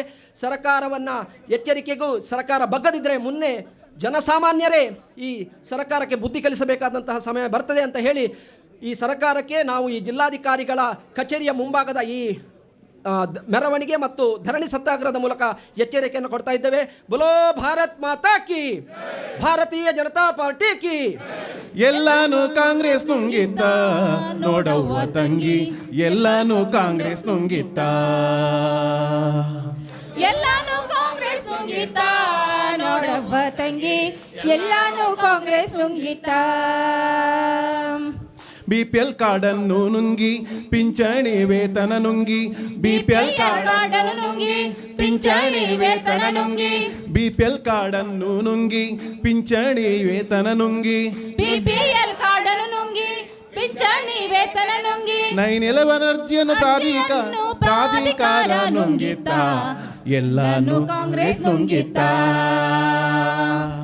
ಎಲ್ಲಾನು ಕಾಂಗ್ರೆಸ್ ನುಂಗಿತ್ತ ನೋಡವ್ವ ತಂಗಿ, ಎಲ್ಲಾನು ಕಾಂಗ್ರೆಸ್ ನುಂಗಿತ್ತ, ಎಲ್ಲಾನು ಕಾಂಗ್ರೆಸ್ ನುಂಗಿತ್ತ ನೋಡವ್ವ ತಂಗಿ, ಎಲ್ಲಾನು ಕಾಂಗ್ರೆಸ್ ನುಂಗಿತ್ತ. ಜಾರ್ಜಣ್ಣ ಮೀಟರು ನುಂಗಿ ಸಿದ್ದಣ್ಣ ಸೈಟನು ನುಂಗಿ, ಜಾರ್ಜಣ್ಣ ಮೀಟರು ನುಂಗಿ ಸಿದ್ದಣ್ಣ ಸೈಟನು ನುಂಗಿ, ಮಕ್ಕಳ ಬಟ್ಟಲ ಮೊಟ್ಟೆಯನ್ನು ಬಿಡದೆ ನುಂಗಿತ್ತ ಕಾಂಗ್ರೆಸ್, ಎಲ್ಲಾನು ಕಾಂಗ್ರೆಸ್ ನುಂಗಿತ್ತ, ಎಲ್ಲಾನು ಕಾಂಗ್ರೆಸ್ ನುಂಗಿತ್ತ ನೋಡವ್ವ ತಂಗಿ, ಎಲ್ಲಾನು ಕಾಂಗ್ರೆಸ್ ನುಂಗಿತ್ತ, ಎಲ್ಲಾನು ಕಾಂಗ್ರೆಸ್ ನುಂಗಿತ್ತ ನೋಡವ್ವ ತಂಗಿ, ಎಲ್ಲಾನು ಕಾಂಗ್ರೆಸ್ ನುಂಗಿತ್ತ. ವಿದ್ಯಾನಿಧಿಯನ್ನು ನುಂಗಿ ರೈತ ಸಮ್ಮಾನವ ನುಂಗಿ, ವಿದ್ಯಾನಿಧಿಯನ್ನು ನುಂಗಿ ರೈತ ಸಮ್ಮಾನವ ನುಂಗಿ, ಬಡವರ ರೈತರ ಜಮೀನು ಎಲ್ಲ ಹೊತ್ತು ನುಂಗಿತ್ತ ತಂಗಿ, ಎಲ್ಲಾನು ಕಾಂಗ್ರೆಸ್ ನುಂಗಿತ್ತ ನೋಡವ್ವ ತಂಗಿ, ಎಲ್ಲಾನು ಕಾಂಗ್ರೆಸ್ ನುಂಗಿತ್ತ, ಎಲ್ಲಾನು ಕಾಂಗ್ರೆಸ್ ನುಂಗಿತ್ತ ನೋಡವ್ವ ತಂಗಿ, ಎಲ್ಲಾನು ಕಾಂಗ್ರೆಸ್ ನುಂಗಿತ್ತ, ಎಲ್ಲಾನು ಕಾಂಗ್ರೆಸ್ ನುಂಗಿತ್ತ ನೋಡವ್ವ ತಂಗಿ, ಎಲ್ಲಾನು ಕಾಂಗ್ರೆಸ್ ನುಂಗಿತ್ತ, ಎಲ್ಲಾನು ಕಾಂಗ್ರೆಸ್ ನುಂಗಿತ್ತ ನೋಡವ್ವ ತಂಗಿ, ಎಲ್ಲಾನು ಕಾಂಗ್ರೆಸ್ ನುಂಗಿತ್ತ. BPL ಕಾರ್ಡನ್ನು ನುಂಗಿ ಪಿಂಚಣಿ ವೇತನ ನುಂಗಿ, BPL ಕಾರ್ಡನ್ನು ನುಂಗಿ ಪಿಂಚಣಿ ವೇತನ ನುಂಗಿ, 9/11 ಅರ್ಜಿಯನ್ನು ಪ್ರಾಧಿಕಾರ ನುಂಗಿತ್ತ ಎಲ್ಲಾನು ಕಾಂಗ್ರೆಸ್ ನುಂಗಿತ್ತ ಎಲ್ಲಾನು ಕಾಂಗ್ರೆಸ್ ನುಂಗಿತ್ತ ನೋಡವ್ವ ತಂಗಿ ಎಲ್ಲಾನು ಕಾಂಗ್ರೆಸ್ ನುಂಗಿತ್ತ. ಜಿಲ್ಲೆಯ ಅಧ್ಯಕ್ಷರಾದ ನಮ್ಮೆಲ್ಲರ ಆತ್ಮೀಯರು ಆಗಿರುವ ಕುತ್ಯಾರ ನವೀನ್ ಶೆಟ್ಟಿಯವರೇ, ಹಿರಿಯರು ವಿಧಾನ ಪರಿಷತ್ತಿನ ಸದಸ್ಯರು ಆಗಿರುವ ಪ್ರತಾಪ್ ಸಿಂಹ ನಾಯಕ್ ಅವರೇ, ಸನ್ಮಾನ್ಯ ಕಿಶೋರ್ ಕುಮಾರ್ರವರೇ, ವಿಧಾನ ಪರಿಷತ್ ಸದಸ್ಯರಾದ ಕಿಶೋರ್ ಕುಮಾರಿ ಬುಟ್ಟಾಡಿಯವರೇ, ನಮ್ಮೆಲ್ಲರ ನೆಚ್ಚಿನ ನಾಯಕ ಉಡುಪಿ ವಿಧಾನಸಭಾ ಕ್ಷೇತ್ರದ ಶಾಸಕರಾದ ಯಶ್ಪಾಲ್ ಸುವರ್ಣರವರೇ, ನಮ್ಮ ಕುಂದಾಪುರದ ಆ ಭಾಗದ ದಿಗ್ಗಜ ನಮ್ಮೆಲ್ಲರ ಆತ್ಮೀಯ ನಾಯಕರು ಆಗಿರುವ ಕಿರಣ್ ಕುಮಾರ್ ಕೊಡ್ಗಿಯವರೇ, ಸನ್ಮಾನ್ಯ ನಮ್ಮ ಪಕ್ಷದ ವಿಭಾಗ ಪ್ರಭಾರಿಯಾಗಿ ಉದಯ್ ಕುಮಾರ್ ಶೆಟ್ಟಿಯವರೇ, ಸನ್ಮಾನ್ಯ ದಿನಕರ್ ಶೆಟ್ಟಿಯವರೇ, ರೇಷ್ಮಾ ಉದಯ್ ಕುಮಾರ್ ಶೆಟ್ಟಿಯವರೇ, ಹಿಂದುಳಿದ ವರ್ಗ ಮೋರ್ಚಾದ ಅಧ್ಯಕ್ಷರಾಗಿರುವ ಸನ್ಮಾನ್ಯ ವಿಜಯ್ ಕುಮಾರ್ ಅವರೇ, ಆತ್ಮೀಯ ನಮ್ಮ ಪ್ರಥಮ ಪ್ರಜೆ ಉಡುಪಿ ನಗರದ ನಗರಸಭೆ ಅಧ್ಯಕ್ಷರಾಗಿರುವ ಪ್ರಭಾಕರ ಪೂಜಾರಿಯವರೇ, ಅತ್ಯಧಿಕ ಸಂಖ್ಯೆಯಲ್ಲಿ ನೆರೆದಿರುವಂಥ ಉತ್ಸಾಹಿ ತರುಣ ತರುಣಿಯರೇ, ಆತ್ಮೀಯ ಬಂಧುಗಳೇ, ನಮ್ಮ ಇವರ ಪದ್ಯವನ್ನು ಕೇಳಿದಾಗ ಇಲ್ಲ ಅವರಿಗೆ ಖುಷಿ ಆಯಿತು, ಇನ್ನೂ ವಾಯ್ದೆ ಉಂಟಂತೇಳಿ. ಕೊಡ್ಗಿಯವರು ಮತ್ತು ನಮ್ಮ ಯಶ್ಪಾಲ್ ಸುವರ್ಣರು ಹೇಳಿದರು, ಕಾಂಗ್ರೆಸ್ನವರು ಅದನ್ನು ನುಂಗಿದರು ಇದನ್ನು ನುಂಗಿದರು ಅಂಥೇಳಿ, ಇವತ್ತು ನೀವು ಇಲ್ಲಿ ಸಮಯವನ್ನು ನುಂಗಬೇಡಿ ಅಂತ. ಹಾಗಾಗಿ ಹೆಚ್ಚಿಗೆ ಮಾತನಾಡಿದೆ. ನಮ್ಮಲ್ಲಿ ಎಲ್ಲವನ್ನು ಅರಗಿಸಿಕೊಂಡು ಕರಗತ ಮಾಡಿಕೊಂಡಿರುವಂಥ ನಮ್ಮ ಪ್ರತಾಪ್ ಸಿಂಹ ನಾಯಕರು ಆಡು ಮುಟ್ಟದ ಸೊಪ್ಪಿಲ್ಲ, ಪ್ರತಾಪ್ ಸಿಂಹ ನಾಯಕರು ಮುಟ್ಟದ ವಿಚಾರ ಇಲ್ಲ ಎಂಬಂತೆ ಇವತ್ತು ನಮ್ಮ ಮುಂದೆ ದಿಕ್ಸೂಚಿ ಭಾಷಣ ಮಾಡಲಿಕ್ಕಿದ್ದಾರೆ. ಆ ಮಧ್ಯೆ ನಾನು ಈಗ ನೀವೆಲ್ಲರೂ ಕೂಡ ಉತ್ಸಾಹ ಇದರಲ್ಲಿರುವಾಗ ಈ ಒಂದು ಸಮಾಜದ ಪಿಡುಗು, ಈ ಸಮಾಜದ ಜನತೆ ನಮ್ಗೆ ಗೊತ್ತಾಗೋದಿಲ್ಲ, ನಾವು ನಮ್ಮ ಕೆಲಸದಲ್ಲಿ ನಿರತರಾಗಿದ್ದರೂ ಕೂಡ, ಅಥವಾ ನಾವು ಈ ಬಗ್ಗೆ ನಾವು ನಮ್ಮದೇ ಆದ ಒಂದು ಆಸ್ತಿಯ ಏಕವಿನ್ಯಾಸ ನಕ್ಷೆಗಾಗಲಿ ಅಥವಾ ಅದನ್ನು ಬದಲಾವಣೆ ಮಾಡೋದಕ್ಕೋಸ್ಕರ ಹೋದಾಗ ಏನು ಅನುಭವವನ್ನು ಪಡೀತೇವೆ ಎಂಬುದು ಇವತ್ತು ನಮ್ಮ ಈ ಸಭೆಯನ್ನು ಹಮ್ಮಿಕೊಂಡಂಥ ಉದ್ದೇಶ. ಪ್ರಜಾಪ್ರಭುತ್ವ ರಾಷ್ಟ್ರದಲ್ಲಿ ನಾವು ಏನು ನಮಗೆ ಗಾಂಧೀಜಿಯವರು ಬೋಧನೆ ಮಾಡಿದ್ದು ಹಿಂಸೆ ಬೇಡ, ಅಹಿಂಸಾ ಮಾರ್ಗದಲ್ಲಿ ಎಲ್ಲವನ್ನು ಸಾಧಿಸಿಕೊಳ್ಳುವಂಥ. ಅಹಿಂಸಾ ಮಾರ್ಗ ಅಂದರೆ ಏನು? ನಾವು ಸಂಬಂಧಪಟ್ಟ ಅಧಿಕಾರಿಗಳ ವಿರುದ್ಧ ಅಥವಾ ಸಂಬಂಧಪಟ್ಟ ಸರ್ಕಾರದ ವಿರುದ್ಧ, ಆ ಸರ್ಕಾರದ ನೀತಿ ನಿಯಮಗಳ ವಿರುದ್ಧ, ಆಡಳಿತದ ವಿರುದ್ಧ ಒಂದು ಅಹಿಂಸಾತ್ಮಕವಾಗಿ ದೊಡ್ಡ ಮಟ್ಟದಲ್ಲಿ ಪ್ರತಿಭಟನೆ ಮಾಡಿದಾಗ ಇದು ವಿಧಾನಸೌಧದಲ್ಲಿ ಕುಳಿತಂಥ ಮುಖ್ಯಮಂತ್ರಿಯ ಗಮನಕ್ಕೆ ಅಥವಾ ಸಂಬಂಧಪಟ್ಟ ಚೀಫ್ ಸೆಕ್ರೆಟರಿಯ ಮುಖ್ಯ ಕಾರ್ಯದರ್ಶಿಗಳ ಗಮನಕ್ಕೆ ಹೋದಾಗ ಈ ಸಮಸ್ಯೆ ಏನಂತ ಕುಳಿತು ಮಾತನಾಡುವುದು ಅಥವಾ ಅದನ್ನು ಬಗೆಹರಿಸುವ ಕೆಲಸವನ್ನು ಅವರು ಮಾಡ್ತಾರೆ ಎಂಬುದು ನಮ್ಮ ನಂಬಿಕೆ. ಆ ಕಾರಣಕ್ಕಾಗಿ ಇವತ್ತು ಭಾಳ ದೊಡ್ಡ ನಾವು ನಿರೀಕ್ಷೆಗಿಂತ ಹೆಚ್ಚು ಜನ ಇವತ್ತು ಸೇರಿದ್ದಾರೆ, ಇನ್ನೂ ಕೂಡ ಬರ್ತಾನೆ ಇದ್ದಾರೆ. ಈ ಒಂದು ನಿಜವಾದ ಅರ್ಥದಲ್ಲಿ ಇವತ್ತು ಈ ಒಂದು ಪ್ರತಿಭಟನೆಯನ್ನು ನಾವು ನಮ್ಮ ಜಿಲ್ಲೆಯಿಂದ, ಅದು ಕೂಡ ಜಿಲ್ಲಾಧ್ಯಕ್ಷರ ನೇತೃತ್ವದಲ್ಲಿ, ಹಿಂದುಳಿದ ವರ್ಗದ ಮೋರ್ಚಾದ ನೇತೃತ್ವದಲ್ಲಿ ಇದನ್ನು ಮಾಡ್ತಾ ಇದ್ದೇವೆ. ಹಿಂದೆ ನಮಗೆಲ್ಲರಿಗೂ ಗೊತ್ತುಂಟು, ನಮ್ಮ ಮಕ್ಕಳು ಯಾರಾದರೂ ದುಬೈಯಲ್ಲೋ ಮುಂಬೈಯಲ್ಲಿದ್ದಾಗ ಅಮ್ಮ ಅಪ್ಪನಿಗೆ ಕಾಗದ ಬರೆದು, ಅಮ್ಮ ನಾನು ದುಡ್ಡು ಕಳಿಸ್ತೇನೆ, ಒಂದು ಸಣ್ಣದಾದರೂ ಚೊಕ್ಕದಾದ ಒಂದು ಮನೆಯನ್ನು ಕಟ್ಟಿ ನೀವು ಅಂತ ಹೇಳಿದಾಗ ಆ ಅಮ್ಮ ಬಂದು ಸಮೀಪದವರ ಹತ್ರ, ಯಾರಾದರೂ ಪಂಚಾಯತ್ ಸದಸ್ಯರ ಹತ್ರ, ಇನ್ನಿಯರ ಹತ್ರ ನನಗೊಂದು ಪಂಚಾಯತ್ ಲೈಸೆನ್ಸ್ ಮಾಡಿ ಕೊಡಿ, ನನ್ನ ಒಂದು ಜಾಗ ಉಂಟು, ಅದರಲ್ಲಿ ನನ್ನ ಮಗ ಹೇಳಿದ್ದಾನೆ ದುಡ್ಡು ಕಳಿಸ್ತೀನಿ ಅಂತ ಹೇಳಿದ್ದಾನೆ, ನಾನೊಂದು ಮನೆ ಕಟ್ತೇನೆ ಅಂತ ಹೇಳಿದಾಗ ಭಾಳ ಸುಲಭವಾಗಿ ಪಂಚಾಯತನ್ನು ಸಂಪರ್ಕ ಮಾಡಿ ಅಲ್ಲಿ ಲೈಸೆನ್ಸನ್ನು ಪಡೆದುಕೊಂಡು ನಾವು ಮನೆಯನ್ನು ಕಟ್ತಾ ಇದ್ದೆವು. ಆ ಮನೆಯನ್ನು ಗೃಹಪ್ರವೇಶ ಮಾಡಿ ಅಲ್ಲಿ ಸಂತೃಪ್ತಿ ನೆಮ್ಮದಿಯ ಜೀವನವನ್ನು ಮಾಡ್ತಾಯಿದ್ರು. ದಿನಗಳಂತೆ ಸರಳೀಕರವಾದಂಥ ಒಂದು ಕಾನೂನು ವಿಧಾನಗಳನ್ನು, ಆ ನಿಯಮಗಳನ್ನು ಮತ್ತೆ ಕ್ಲಿಷ್ಟಕರಗೊಳಿಸುವಂಥ ಕೆಲಸಗಳು ಆಯಿತು. ಒಂದೊಮ್ಮೆ ಕೇವಲ ಪಂಚಾಯತನ್ನು ಸಂಪರ್ಕ ಮಾಡುವುದು, ಅಲ್ಲಿ ಒಂದು ಅರ್ಜಿಯನ್ನು ಕೊಡುವುದು, ಅಲ್ಲಿ ಲೈಸೆನ್ಸನ್ನು ಪಡೆಯುವುದು, ಮನೆಯನ್ನು ಕಟ್ಟುವುದು, ಕಟ್ಟಡವನ್ನು ಕಟ್ಟುವುದು ಇತ್ಯಾದಿ ಮಾಡ್ತಾ ಇದ್ದಾರೆ. ಆಯಿತು, ದಿನಗಳಾಯಿತು. ನೀವೆಲ್ಲ ಒಂದು ವಿಚಾರವನ್ನು ನೆನಪಿಸಿಕೊಳ್ಬೇಕು. ಕರ್ನಾಟಕ ರಾಜ್ಯ ಯಾವ ರಾಜ್ಯ ಬೇರೆ ಯಾವ ರಾಜ್ಯದಲ್ಲಿ ಉಂಟು ಅಂತ ಸರಿಯಾಗಿ ಗೊತ್ತಿಲ್ಲ, ಆದರೆ ಕೇರಳ ರಾಜ್ಯದಲ್ಲಿ, ತಮಿಳುನಾಡು ರಾಜ್ಯದಲ್ಲಿ ಕನ್ವರ್ಷನ್ ಅಂದರೆ ಜನರಿಗೆ ಏನೆಂಬುದೇ ಗೊತ್ತಿಲ್ಲ. ಆ ನಿಯಮಗಳು ಇಲ್ಲಲ್ಲಿ. ಕನ್ವರ್ಷನ್ ಮಾಡೋದು, ಭೂಮಿಯನ್ನು ಬದಲಾವಣೆ ಮಾಡೋದು, ಕನ್ವರ್ಷನ್ ಮಾಡುವಂಥ ವಿಚಾರಗಳೇ ಇಲ್ಲ. ಆಯಿತು, ಮತ್ತೆ ಬಂತು. ನಾವು ಅರ್ಜಿಯನ್ನು ಕೊಟ್ಟಾಗ ನಿಮ್ಮ ಭೂಮಿಯನ್ನು ಕನ್ವರ್ಷನ್ ಮಾಡಿಕೊಂಡು ಬರಬೇಕು ಅಂತೇಳಿ. ಪಟ್ಟಾ ಲ್ಯಾಂಡ್ ಆದರೆ ಅಲ್ಲಿನ ತಹಶೀಲ್ದಾರ್ ಕನ್ವರ್ಷನ್ ಆರ್ಡ್ರ್ ಮಾಡ್ತಾಯಿದ್ರು. ಅಥವಾ ನೀವು ಭೂಮಿ ಮಂಡಳಿಯಿಂದ ಭೂಮಿ ಸಿಕ್ಕಿದರೆ ಜಿಲ್ಲಾಧಿಕಾರಿಯಿಂದ ಆ ಭೂಮಿ ಪರಿವರ್ತನೆ ಕನ್ವರ್ಷನ್ ಆಗ್ತಾಯಿತ್ತು. ಆ ಕನ್ವರ್ಷನ್ ಆಧಾರವನ್ನು ಇಟ್ಟುಕೊಂಡು ನಾವು ನೇರವಾಗಿ ಹೋಗಿ ಪಂಚಾಯತಿಗೆ ಕೊಟ್ಟಾಗ ಆಗಲೂ ಪಂಚಾಯತ್ ಲೈಸೆನ್ಸನ್ನು ಕೊಡ್ತಾಯಿದ್ರು. ನಮ್ಮ ಪಂಚಾಯತ್ ಮನೆಯನ್ನು ಕಟ್ಟಬೋದಿತ್ತು, ಬಿಲ್ಡಿಂಗನ್ನು ಕಟ್ಟುವ ಸಾಧ್ಯತೆ ಇತ್ತು. ಆ ಸುಲಭವಾಗಿ ಜನ ಅದನ್ನು ಉಪಯೋಗ ಮಾಡ್ತಾಯಿದ್ದರು. ನಮ್ಮ ಉದ್ದೇಶ ಏನಂದರೆ ಸ್ಥಳೀಯ ಸಂಸ್ಥೆಗಳಿಗೆ ಯಾವುದೇ ರೀತಿಯಲ್ಲಿ ತೆರಿಗೆಯನ್ನು ವಂಚನೆ ಮಾಡದೆ ನಾವು ಲೈಸೆನ್ಸನ್ನು ಪಡಿಬೇಕು, ಅವರಿಗೆ ಸಿಗುವಂಥ ತೆರಿಗೆ ಸ್ಥಳೀಯ ಸಂಸ್ಥೆಗಳಿಗೆ ಸಿಗಬೇಕು. ಆ ಕಾರಣಕ್ಕಾಗಿ ನಾವು ಕಟ್ಟಡ ಕಟ್ಟುವಾಗ ಪಂಚಾಯತನ್ನು ಸಂಪರ್ಕ ಮಾಡಿ ಆನಂತರದ ಬದಲಾವಣೆ ಕನ್ವರ್ಷನ್ ಕೂಡ ಮಾಡಿತ್ತು. ಕನ್ವರ್ಷನ್ ಮಾಡುವಾಗ ಅದೆಷ್ಟು ಫೀಸ್ ಉಂಟಾ ಅದನ್ನು ಕೂಡ ಕಟ್ಟಿ ಸರ್ಕಾರಕ್ಕೆ ಕಂದಾಯ ಇಲಾಖೆ ಒಂದಷ್ಟು ದುಡ್ಡು ಕೊಡುವಂಥ ಕೆಲಸವನ್ನು ಮಾಡಿದೆ. ತಪ್ಪಿಲ್ಲ ಬಿಡಿ, ಒಂದು ಸ್ವಲ್ಪ ಬದಲಾವಣೆಗಳನ್ನು ಮಾಡಿದರು ಅಂತ ಇಟ್ಟುಕೊಳ್ಳುವ. ಆದರೆ ಇವತ್ತು ಪರಿಸ್ಥಿತಿ ಏನಾಗಿದೆ, ನಾವು ಹಿಂದೆ ನಮ್ಮ ಜಾಗದ ಬಗ್ಗೆ RTCಯನ್ನು ಪಡ್ತಾ ಇತ್ತು. ಕಾಲಮ್ ನಂಬರ್ 9ರಲ್ಲಿ ಮತ್ತು ನಮ್ಮ ಹೆಸರಿದ್ದರೆ 11ನೇ ಕಾಲಮ್ನಲ್ಲಿ ಈ ಥರ ಋಣಗಳಂತ ಬರೀತಾ ಇದ್ದರು. ಭಾಳ ಸ್ಪಷ್ಟವಾಗಿ ಒಂದು ಭೂಮಿಯ RTCಯನ್ನು ಪಡೆದಾಗ ಅದು ಯಾರಿಗೆ ಸಂಬಂಧಪಟ್ಟಂಥ ಜಾಗ, ಅದರ ಇತರ ಋಣಗಳು ಯಾರಿಗುಂಟು, ಬ್ಯಾಂಕಿಗೆ ಮಾರ್ಗೇಜ್ ಆಗಿದೆ ಅಥವಾ ಯಾರಿಗಾದರೂ ಬೇರೆ ಮಾರ್ಗೇಜ್ ಆಗಿದೆ, ಎಲ್ಲವೂ ಕೂಡ ಸ್ಪಷ್ಟವಾಗಿ ತಿಳಿತಾ ಇತ್ತು. ಇವತ್ತು ಏನಾಯ್ತಂದರೆ ಕನ್ವರ್ಷನ್ ಮಾಡಿದ ನಂತರ ನೀವು ಆ ಭೂಮಿಗೆ 9 ಮತ್ತು 11 ಪಡಿಬೇಕು ಅಂತ ಆಯಿತು. 9-11 ಪಡೆಯುವ ಮೊದಲು ಆ ಲೈನ್ 11 ಪಡಿಬೇಕಾದ್ರೆ ನಾವು ಏಕವಿನ್ಯಾಸ ನಕ್ಷೆಯನ್ನು ಪಡಿಬೇಕು. ಏಕವಿನ್ಯಾಸ ನಕ್ಷೆಯನ್ನು ಪಡಿಬೇಕು. ಜನರಿಗೆ ನಮಗೆ ಭಾಳಷ್ಟು ಕಷ್ಟ ಆಗ್ತದೆ. ಏನಪ್ಪ ಇದು 9-11, ಏನಪ್ಪ ಇದು ಏಕವಿನ್ಯಾಸ ನಕ್ಷೆ. ನಾವೆಲ್ಲ ಕಲಿತುಕೊಂಡು ಬರುವಾಗ ಲೀಗಲ್ ಒಪಿನಿಯನ್ ಕೊಡುವಾಗ ಇದ್ದುದು ಭೂಮಿಯ ದಾಖಲೆಗಳು RTC. ಈ ಎರಡು ಬಿಟ್ಟರೆ ಬೇರೆ ಯಾವುದೇ ದಾಖಲೆಗಳನ್ನು ಪರಿಶೀಲಿಸುವಂಥ ಅವಶ್ಯಕತೆ ಇರಲಿಲ್ಲ. ಇವತ್ತು ನಾವು ಒಂದು ಲೀಗಲ್ ಒಪಿನಿಯನ್ ಕೊಡಬೇಕಾದ್ರೆ ಇದೆಲ್ಲವನ್ನೂ ನೋಡುವಂಥ ಪರಿಸ್ಥಿತಿ ಆಗಿದೆ. ಆಯಿತು, ಇನ್ನೊಂದು ಏಕ ನಕ್ಷೆ ಅಂತೇಳಿ ತಂದರು, ಏಕವಿನ್ಯಾಸ ನಕ್ಷೆ ಅಂತ ತಂದರು. ಎಲ್ಲಿಗೆ ಹೋಗಬೇಕು? ಆವಾಗ ಒಂದು ಹಂತದಲ್ಲಿ ಏಕವಿನ್ಯಾಸ ನಕ್ಷೆಯನ್ನು ಪಡಿಬೇಕಾದ್ರೆ ಒಂದು ಪ್ರೈವೇಟ್ ಇಂಜಿನಿಯರ್ಗಳು ಇದ್ದರು, ಖಾಸಗಿ ಇಂಜಿನಿಯರ್ಗಳಿದ್ದರು. ಪ್ಯಾನಲ್ ಇಂಜಿನ್, ನಮ್ಮ ಪ್ಯಾನಲ್ ಅಡ್ವೊಕೇಟ್ ಇದ್ದ ಹಾಗೆ ಪ್ಯಾನಲ್ ಇಂಜಿನಿಯರ್ಸ್ ಇದ್ದರು, ಆರ್ಕಿಟೆಕ್ಟ್ಸ್ ಇದ್ದರು. ನಾವು ಪಂಚಾಯತ್ ಲೈಸೆನ್ಸ್ ಕೊಟ್ಟು ಕನ್ವರ್ಷನ್ ಆದ ನಂತರ ಅದನ್ನು ಅವರ ಹತ್ರ ಕೊಟ್ಟಾಗ ಅವರು ಅದನ್ನು ನೋಡಿಕೊಂಡು 9-11 ಕೊಡುವ ಬಗ್ಗೆ ಪಂಚಾಯತಿಗೆ ಶಿಫಾರಸನ್ನು ಮಾಡ್ತಾಯಿದ್ದರು, ಅವರ ವರದಿಯನ್ನು ಕೊಡ್ತಾಯಿದ್ದರು. ಅದರ ಆಧಾರದ ಮೇಲೆ 9-11 PDO ಅವರು ಇಶ್ಯೂ ಮಾಡ್ತಾಯಿದ್ದರು, ಕೊಡ್ತಾಯಿದ್ದರು. ಆನಂತರ ನಮ್ಮ ಕೆಲಸ ಆಯ್ತಂತ ನಾವು ಸುಲಭದಲ್ಲಿ ಇರ್ಬೋದಿತ್ತು.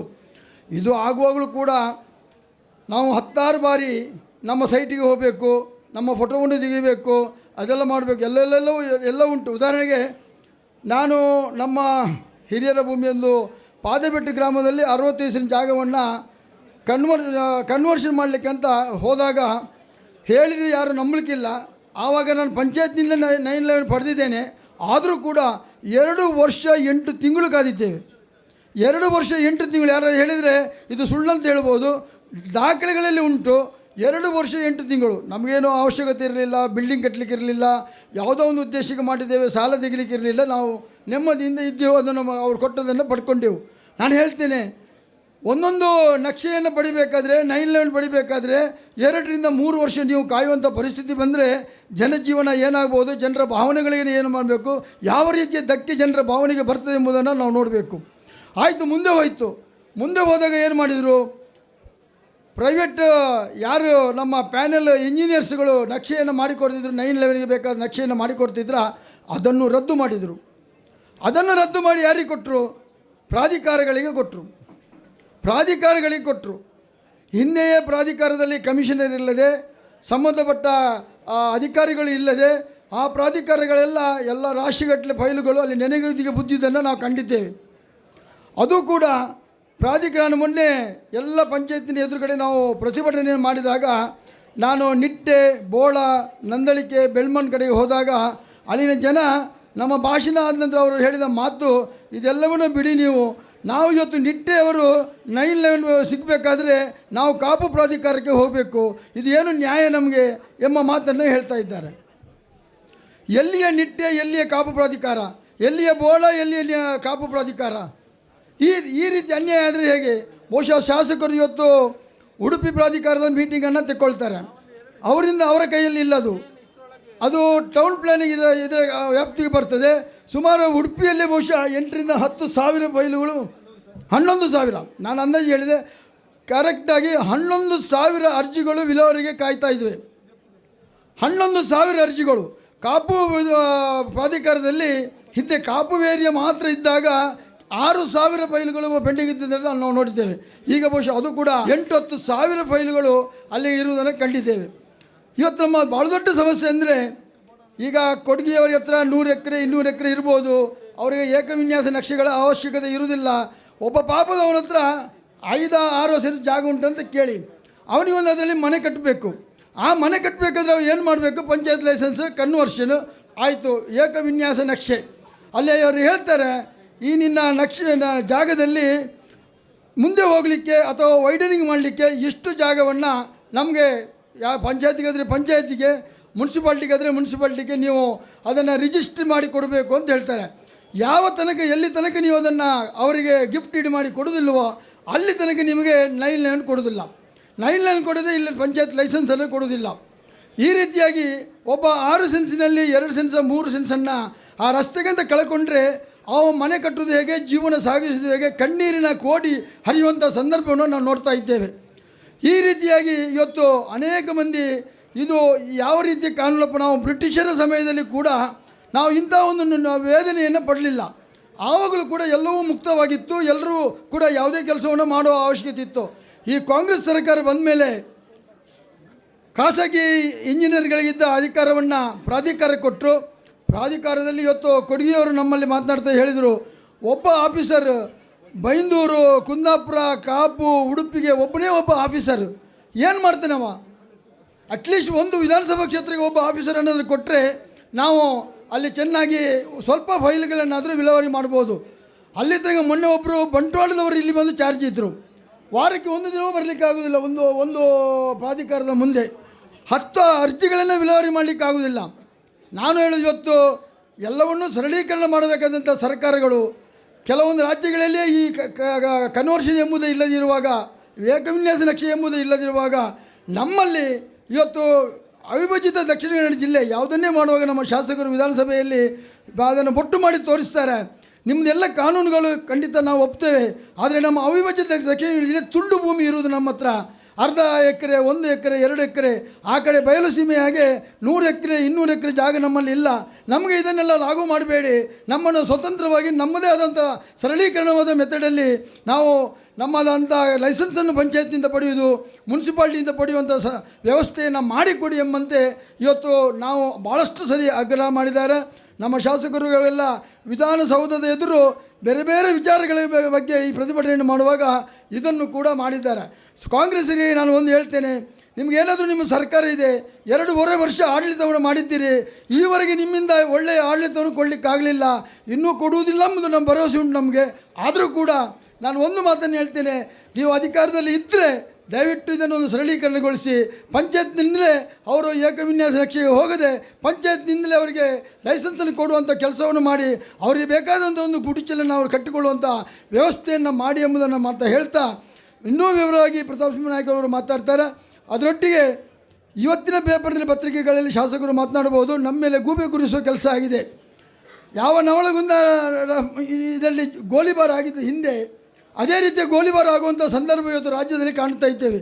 ರೈತರು 3 ಗಂಟೆ 4 ಗಂಟೆ ಇವತ್ತು ಅಂಗಡಿಗೆ ಯೂರಿಯಾ ಸಿಗದೆ ರಸ್ತೆಯಲ್ಲಿ ಧರಣಿ ಹೂಡಿದ್ದಾರೆ. ಮೈಲುಗಟ್ಟೆ ಜನ ಇವತ್ತು ಯೂರಿಯಾ ಕಾಯ್ತಾ ಇದ್ದಾರೆ. ಅವರಾಗೆ ಹೇಳ್ತಾರೆ, ಕೇಂದ್ರದಿಂದ ಯೂರಿಯಾ ಕೊಡಲಿಲ್ಲ ಅಂತ.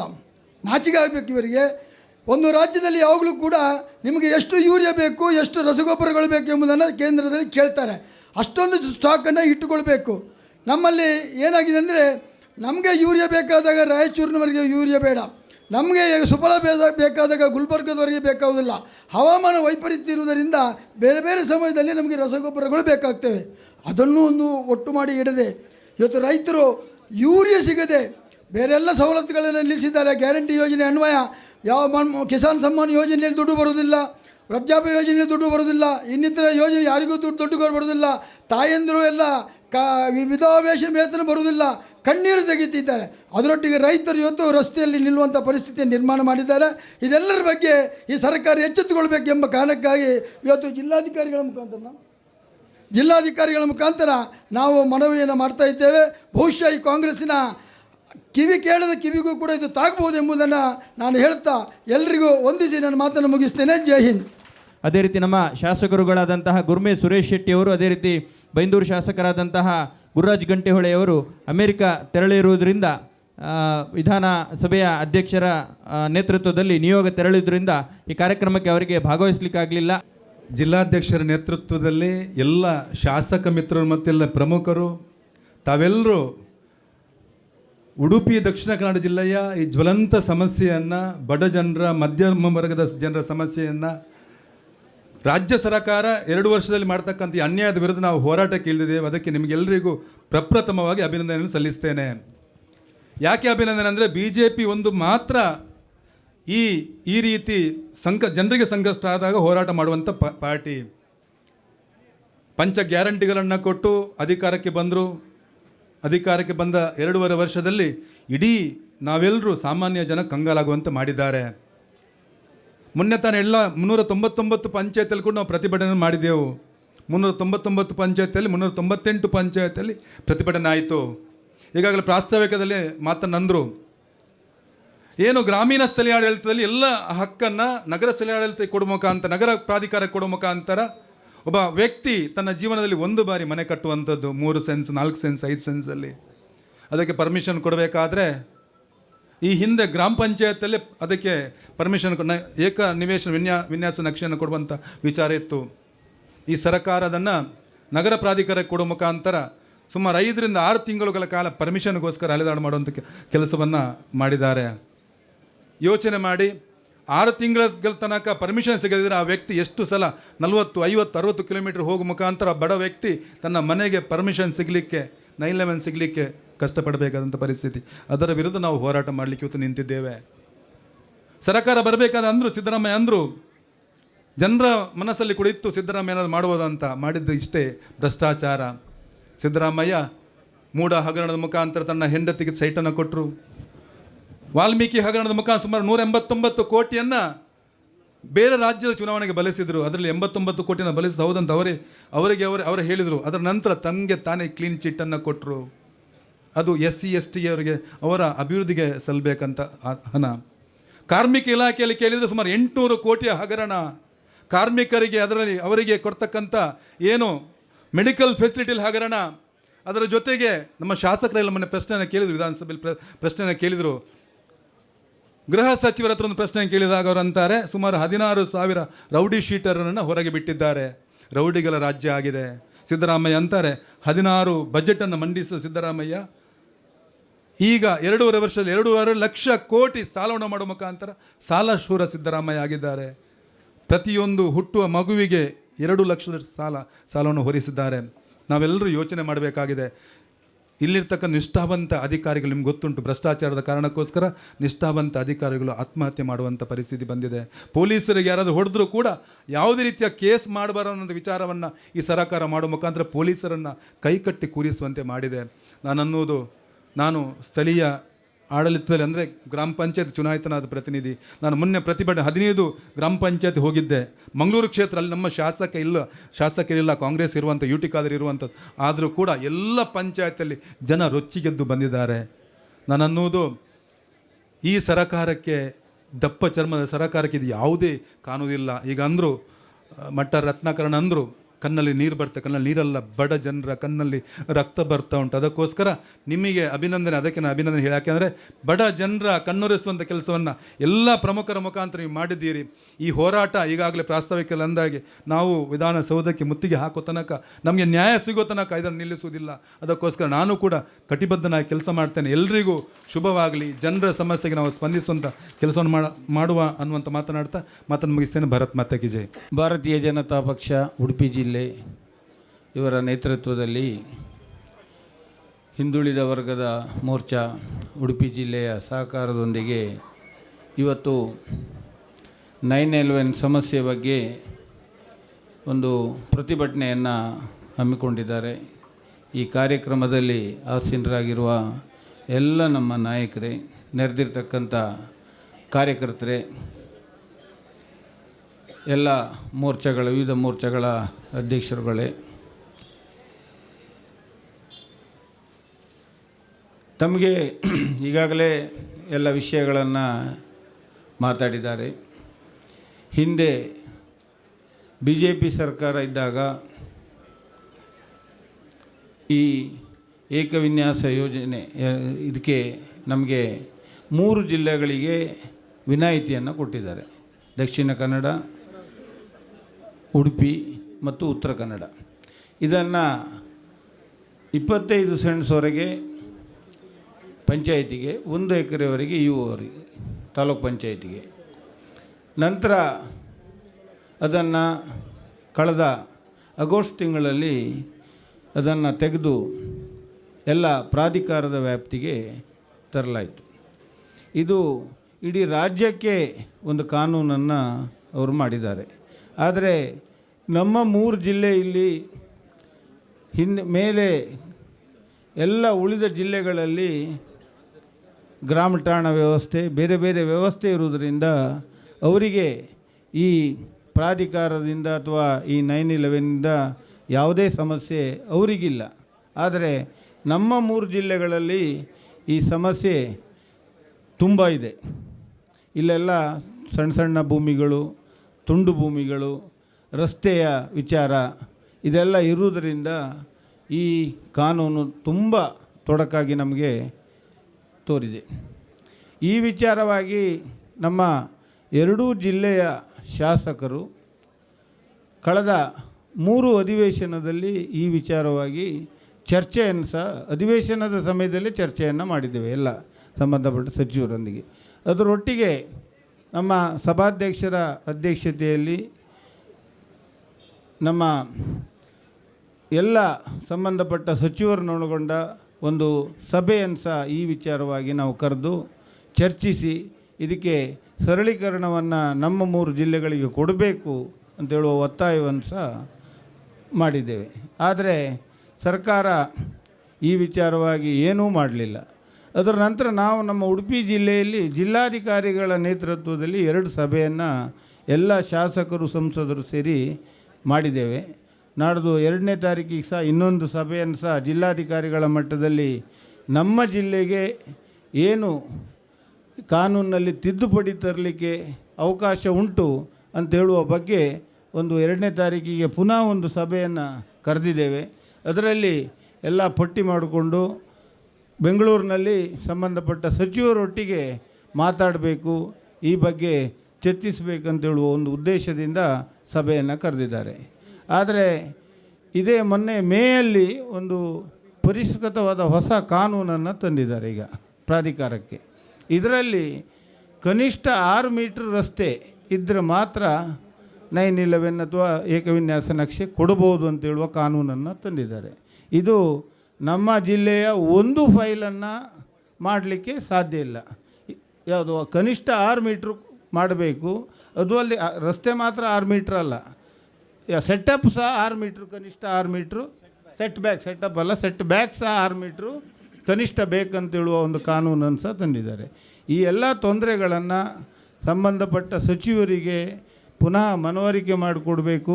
ಒಂದು ವೇಳೆ ಅವರು ಮಾಡದಿದ್ದರೆ ಮುಂದಿನ ದಿನದಲ್ಲಿ ಇನ್ನೂ ಹೆಚ್ಚಿನ ಹೋರಾಟವನ್ನು ಮಾಡಬೇಕಾದ ಅನಿವಾರ್ಯತೆ ಖಂಡಿತ ಇದೆ. ಅದರೊಟ್ಟಿಗೆ ಹಿಂದೆ ಹಾಗೆ ಪಂಚಾಯತಿಗೆ ಕೊಡಬೇಕು. ಕಾರಣ ಇಷ್ಟೇ, ಪ್ರಾಧಿಕಾರದವರು ಈಗ ನಮ್ಮ ಕುಂದಾಪುರದಲ್ಲಿರುವ ಒಬ್ಬ ಅಧಿಕಾರಿಗೆ ಕುಂದಾಪುರ, ಕಾಪು, ಕಾರ್ಕಳ 3 ಕಡೆ ಅವರಿಗೆ ಚಾರ್ಜ್ ಉಂಟು. ಮೊನ್ನೆ ಬಂಟ್ವಾಳ ಇತ್ತು, ಈಗ 3 ಕಡೆಗೆ ಯಾವುದು ಕಾರ್ಕಳ, ಕುಂದಾಪುರ, ಬೈಂದೂರು, ಕಾಪು, ಕಾರ್ಕಳ 4 ತಾಲೂಕು ಒಬ್ಬ ಅಧಿಕಾರಿಗೆ ಚಾರ್ಜ್ ಉಂಟು. ಮೊದಲು ಪ್ರತಿ ಪಂಚಾಯತ್ PDO ಮಾಡ್ತಾ ಇದ್ದ ಕೆಲಸ ಇವತ್ತು ಒಬ್ಬ ಪ್ರಾಧಿಕಾರದ ಅಧಿಕಾರಿ ಹತ್ರ ಮಾಡಲಿಕ್ಕೆ ಪ್ರಾಕ್ಟಿಕಲ್ ಆಗಿ ಸಾಧ್ಯ ಉಂಟಾ ಅಂತೇಳಿ ಹೇಳುವ ವಿಚಾರವನ್ನು ಅವರು ಅರ್ಥ ಮಾಡ್ಕೊಳ್ಬೇಕು ಸರ್ಕಾರ. ಈ ಕಾಂಗ್ರೆಸ್ ಸರ್ಕಾರ ಜನರಿಗೆ ತೊಂದರೆಯನ್ನು ಏನೇನು ಕೊಡಲಿಕ್ಕೆ ಸಾಧ್ಯ ಉಂಟು ಅದನ್ನು ಕೊಡ್ತಾ ಇದ್ದಾರೆ. ಆದ್ದರಿಂದ ಮುಂದಿನ ದಿನದಲ್ಲಿ ಈ ವಿಚಾರವನ್ನು ಸಂಬಂಧಪಟ್ಟ ಅಧಿವೇಶನದಲ್ಲಿಯೂ ಸಹ ಚರ್ಚೆ ಮಾಡುವರಿದ್ದೇವೆ. ಸಚಿವರೊಟ್ಟಿಗೆ ಸಹ ಚರ್ಚೆ ಮಾಡುವರಿದ್ದೇವೆ. ಆಗದಿದ್ದರೆ ತಮ್ಮೆಲ್ಲ ಸದಸ್ಯ ನಮ್ಮ ಭಾರತೀಯ ಜನತಾ ಪಕ್ಷದ ಕಾರ್ಯಕರ್ತರ ಬೆಂಬಲದೊಂದಿಗೆ ಇನ್ನೂ ಹೆಚ್ಚಿನ ಹೋರಾಟ ಮಾಡಿ ಇದನ್ನು ಸರಳೀಕರಣಗೊಳಿಸಬೇಕು ಅಂತೇಳಿ ಹೇಳುವ ಒಂದು ವಿಚಾರದಲ್ಲಿ ತಾವೆಲ್ಲ ಸಹಕರಿಸಬೇಕಂತ ಹೇಳ್ತಾ ಅವಕಾಶಕ್ಕಾಗಿ ವಂದಿಸಿ ನನ್ನ ಮಾತು ಮುಗಿಸ್ತೇನೆ. ಧ್ವನಿಯನ್ನು ಅಡಗಿಸುವುದಕ್ಕೆ ಇದರಲ್ಲಿ ಸರ್ಕಾರದ ಕೈವಾಡ ಇಲ್ಲ ಅಂಥೇಳಿ ತಿಳ್ಕೊಳ್ತೇನೆ ನಾನು. ನಮ್ಮ ಧ್ವನಿಯನ್ನು ಅಡಗಿಸುವಂತಹ ಸಾಮರ್ಥ್ಯವೂ ಅವರಿಗೆ ಇಲ್ಲ. ಜನರ ಸಮಸ್ಯೆಗೆ ನಾವು ಸ್ಪಂದಿಸುವ ಹಿನ್ನೆಲೆಯಲ್ಲಿ ಈ ಪ್ರತಿಭಟನೆಯನ್ನು ಹಾಕ್ಕೊಂಡಿದ್ದೇವೆ. ಈ ಪ್ರತಿಭಟನೆಯ ನೇತೃತ್ವವನ್ನು ವಹಿಸಿರುವಂತಹ ಮತ್ತು ಜಿಲ್ಲೆಯ ಅಧ್ಯಕ್ಷರು ಆದಂತಹ ಆತ್ಮೀಯ ನವೀನ್ರವರೇ, ವೇದಿಕೆಯಲ್ಲಿರುವ ಎಲ್ಲ ಶಾಸಕ ಮಿತ್ರರೇ, ಪಕ್ಷದ ಅನ್ಯಾನ್ಯ ಜವಾಬ್ದಾರಿಯಲ್ಲಿರುವಂತಹ ಎಲ್ಲ ನೇತಾರರುಗಳೇ, ಇಲ್ಲಿ ನೆರೆದಿರುವ ಎಲ್ಲ ಬಂಧು ಭಗಿನಿಯರೇ, ಮಾಧ್ಯಮದ ಮಿತ್ರರೇ, ಇದು ಪ್ರತಿಭಟನೆ. ಇಲ್ಲಿ ನಮ್ಮ ಒಗ್ಗಟ್ಟಿನ ವಿಶ್ವಾಸದ ನಮ್ಮ ಧ್ವನಿಯನ್ನು ಸರಕಾರಕ್ಕೆ ತಲುಪಿಸುವಂತಹ ಜವಾಬ್ದಾರಿಯಲ್ಲಿ ನಾವು ಸೇರಿದ್ದೇವೆ. ಜನ ನಿತ್ಯ ಈ ಸಮಸ್ಯೆಯನ್ನು ಅನುಭವಿಸ್ತಿದ್ದಾರೆ, ಇದನ್ನು ಅರ್ಥ ಮಾಡಿಕೊಳ್ಳಿ ಅಂತ ಹೇಳುವಂಥದ್ದನ್ನು ಸರ್ಕಾರಕ್ಕೆ ತಿಳಿಸುವುದಕ್ಕೆ ಸೇರಿದ್ದೇವೆ. ಹಾಗಾಗಿ ನಾಡಿದ್ದು 11 ತಾರೀಕಿಗೆ ಬೆಂಗಳೂರಿನಲ್ಲಿ ಅಧಿವೇಶನ ಪ್ರಾರಂಭ ಆಗಲಿಕ್ಕಿದೆ. ನಮ್ಮ ಒತ್ತಾಯ ಸರ್ಕಾರಕ್ಕೆ ಅಧಿವೇಶನ ಪ್ರಾರಂಭವಾಗುವುದರ ಮೊದಲು ಕರಾವಳಿಯ ಈ 2 ಜಿಲ್ಲೆಗಳ ಸಮಸ್ಯೆಯನ್ನು ನೀವು ಬಗೆಹರಿಸಬೇಕು ಅಂತ ಹೇಳುವಂತಹ ಒತ್ತಾಯಕ್ಕೋಸ್ಕರ ನಾವು ಸೇರಿದ್ದೇವೆ. ನಮ್ಮ ಘೋಷಣೆಯ ಮೂಲಕ ಈ ಪ್ರತಿಭಟನೆಯ ಧ್ವನಿಯನ್ನು ಸರ್ಕಾರಕ್ಕೆ ತಿಳಿಸೋಣ. ಮುಷ್ಟಿ ಯಾವತ್ತಿದ್ದರೂ ನಮ್ಮ ವಿಶ್ವಾಸದ ಸಂಕೇತ, ನಮ್ಮ ಒಗ್ಗಟ್ಟಿನ ಸಂಕೇತ. ಅದನ್ನು ಆಕಾಶದ ಕಡೆಗೆ ಚೆಲ್ಲಿ ನಮ್ಮ ಕೈಯನ್ನು ಘೋಷಣೆಗಳನ್ನು ಹಾಕೋಣ.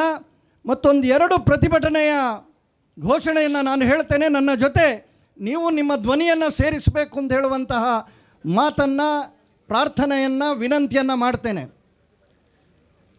ಸ್ವಲ್ಪ ಫೋಟೋದವರು ನನ್ನ ಕಡೆಗಲ್ಲ, ಸಭೆಯ ಕಡೆಗೆ ತಿರುಗಿಸಿ.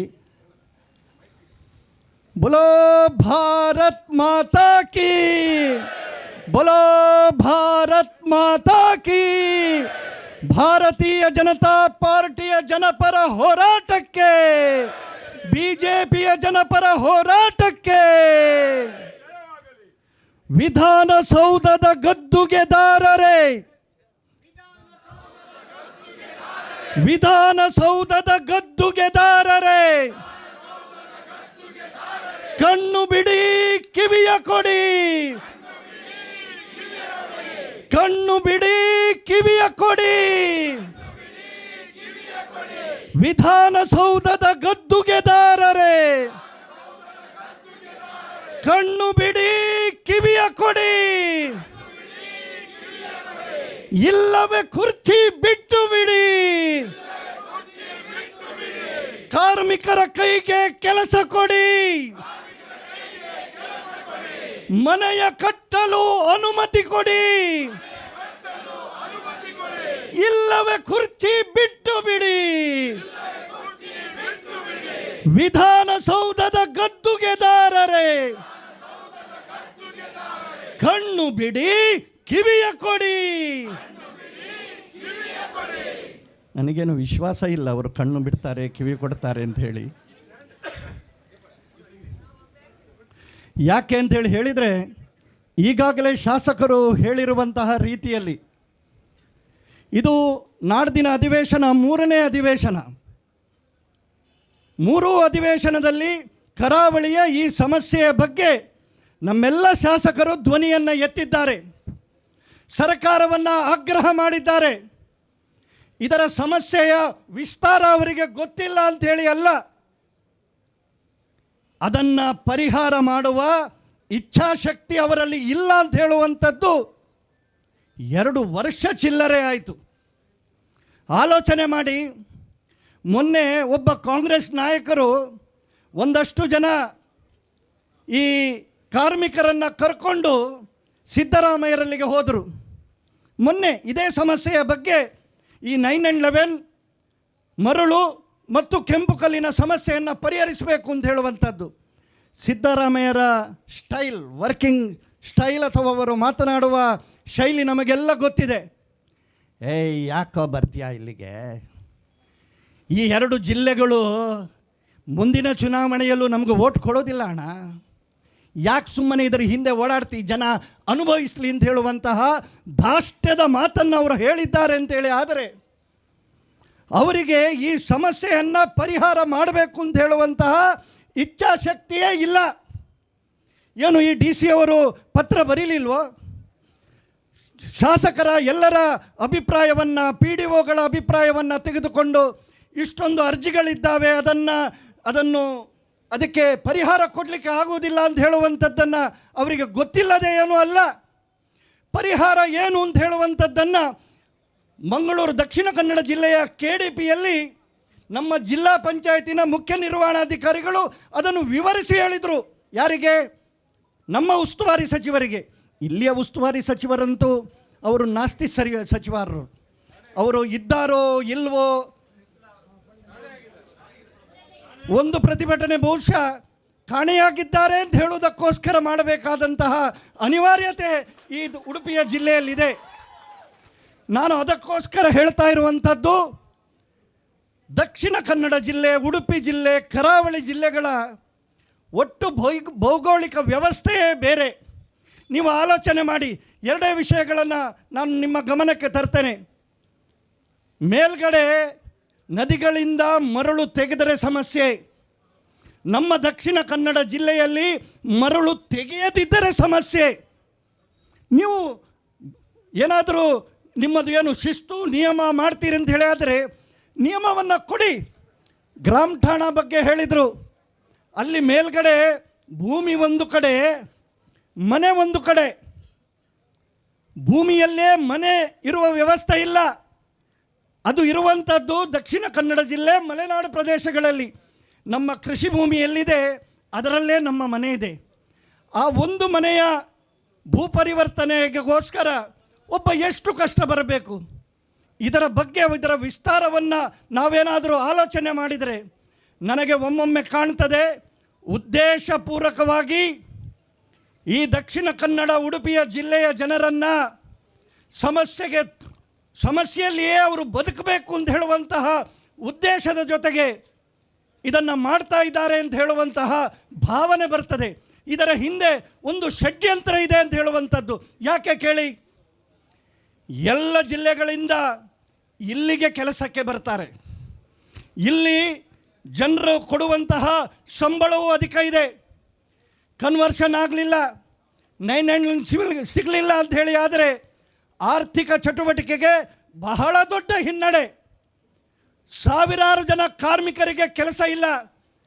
ಸಿಮೆಂಟ್ನವನಿಗೆ ವ್ಯಾಪಾರ ಇಲ್ಲ, ಪೇಂಟಿನವನಿಗೆ ವ್ಯಾಪಾರ ಇಲ್ಲ, ಇವರಿಗೆಲ್ಲ ವ್ಯಾಪಾರ ಇಲ್ಲ. ಕಾರ್ಮಿಕರ ಕೈಯಲ್ಲಿ ಹಣ ಇಲ್ಲ ಅಂಥೇಳಿ ಆದರೆ ಅಂಗಡಿಯವನಿಗೆ ವ್ಯಾಪಾರ ಇಲ್ಲ, ಅಂಗಡಿಯವನಿಗೆ ವ್ಯಾಪಾರ ಇಲ್ಲ ಅಂತ ಹೇಳಿದ ತಕ್ಷಣ ಸಹಜವಾಗಿ ಇಡೀ ಆರ್ಥಿಕ ಸ್ಥಿತಿ ದಕ್ಷಿಣ ಕನ್ನಡ ಮತ್ತು ಉಡುಪಿಯ ಕರಾವಳಿದ್ದು ಸ್ಥಗಿತಗೊಂಡಿದೆ.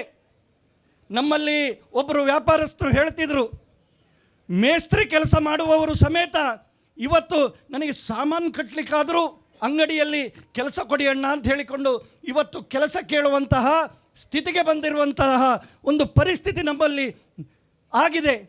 ಈ ದೃಷ್ಟಿಯಲ್ಲಿ ನಮ್ಮ ಈ ಹೋರಾಟ ಸರ್ಕಾರ ಎಚ್ಚೆತ್ತುಕೊಳ್ಳಬೇಕು. ನಾಡ್ದು ವಿಧಾನ ಸಭೆಯಲ್ಲಿ ಅಧಿವೇಶನ ಪ್ರಾರಂಭವಾಗುವುದರ ಮೊದಲು ಈ ಸಮಸ್ಯೆಗೆ ಪರಿಹಾರ ಕೊಡಬೇಕು. ಕೊಡಲಿಕ್ಕೆ ಆಗುವುದಿಲ್ವಾ? ಆಗ್ತದೆ. ಕಾನೂನು ಇರುವಂಥದ್ದು ಜನರಿಗೆ ಅನುಕೂಲ ಮಾಡಿಕೊಡಲಿಕ್ಕೆ. ಕಾನೂನಿಗೋಸ್ಕರ ಜನರಿರುವುದಲ್ಲ, ಜನರಿಗೋಸ್ಕರ ಕಾನೂನು ಇರುವಂಥದ್ದು.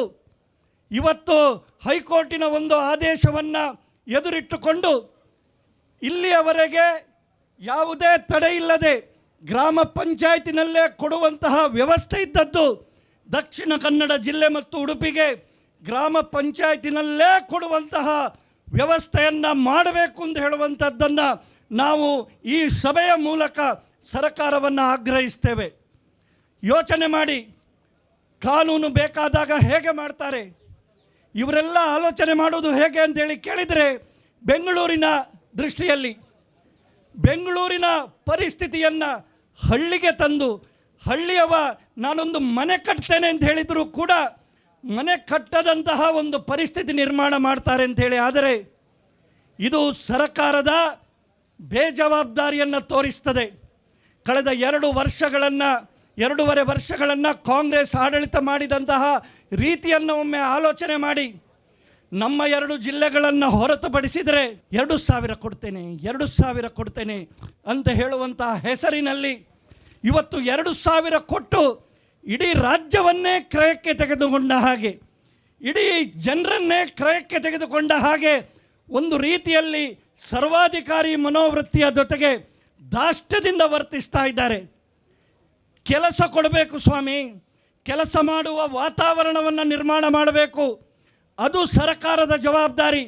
ಅದು ಬಿಟ್ಟು ಅಧಿಕಾರಕ್ಕೆ ಬರಬೇಕು ಅಂತ ಹೇಳುವ ಒಂದೇ ಒಂದು ಹಪಾಪಿಯಲ್ಲಿ 5 ಗ್ಯಾರಂಟಿಗಳು. ಕಾಂಗ್ರೆಸ್ಸಿನ ಸಭೆ ಆದರೆ ಸಭೆಯಲ್ಲಿ ನೀವು ನೋಡಿ ಬೇರೆ ಏನೂ ಮಾತಾಡಲಿಕ್ಕೆ ಅವರಿಗೆ ವಿಷಯ ಇಲ್ಲ. ಈ ಪಂಚ ಗ್ಯಾರಂಟಿಯನ್ನು ಹೊರತುಪಡಿಸಿದರೆ ಬೇರೆ ಮಾತಾಡುವುದಿಲ್ಲ. ಯಾರಾದರೂ ಏನಾದರೂ ಆಕ್ಷೇಪ ಮಾಡಿದರೆ ಹಾಗಾದರೆ ನೀವು ಗ್ಯಾರಂಟಿಗೆ ವಿರೋಧಿಯೋ? ನಾವು ಯಾರೂ ವಿರೋಧಿಗಳಲ್ಲ. ಆದರೆ ಕೊಡಬೇಕಾದ್ದನ್ನು ನೀವು ಹೇಳಿದ್ದನ್ನು ಸರಿಯಾಗಿ ಕೊಡಿ. ಆದರೆ ನಿಮ್ಮ ಪರಿಸ್ಥಿತಿ ಎಲ್ಲಿವರೆಗೆ ಬಂದಿದೆ ಅಂತೇಳಿ ಕೇಳಿದರೆ ಗ್ಯಾರಂಟಿ ಬಿಟ್ಟು ಬೇರೆ ಯಾವುದನ್ನು ಕೊಡುವಂತಹ ಸ್ಥಿತಿಯಲ್ಲಿ ಇವತ್ತು ಸರ್ಕಾರ ಇಲ್ಲ. ನೀವೊಮ್ಮೆ ಆಲೋಚನೆ ಮಾಡಿ, ನಮ್ಮ ಶಾಸಕರುಗಳು ಬಂದು 2.5 ವರ್ಷದ ಹತ್ತಿರ ಆಯಿತು. ಒಬ್ಬೊಬ್ಬರ ಪರಿಸ್ಥಿತಿಯನ್ನು ಒಮ್ಮೆ ಕೇಳಿ ನೋಡಿ.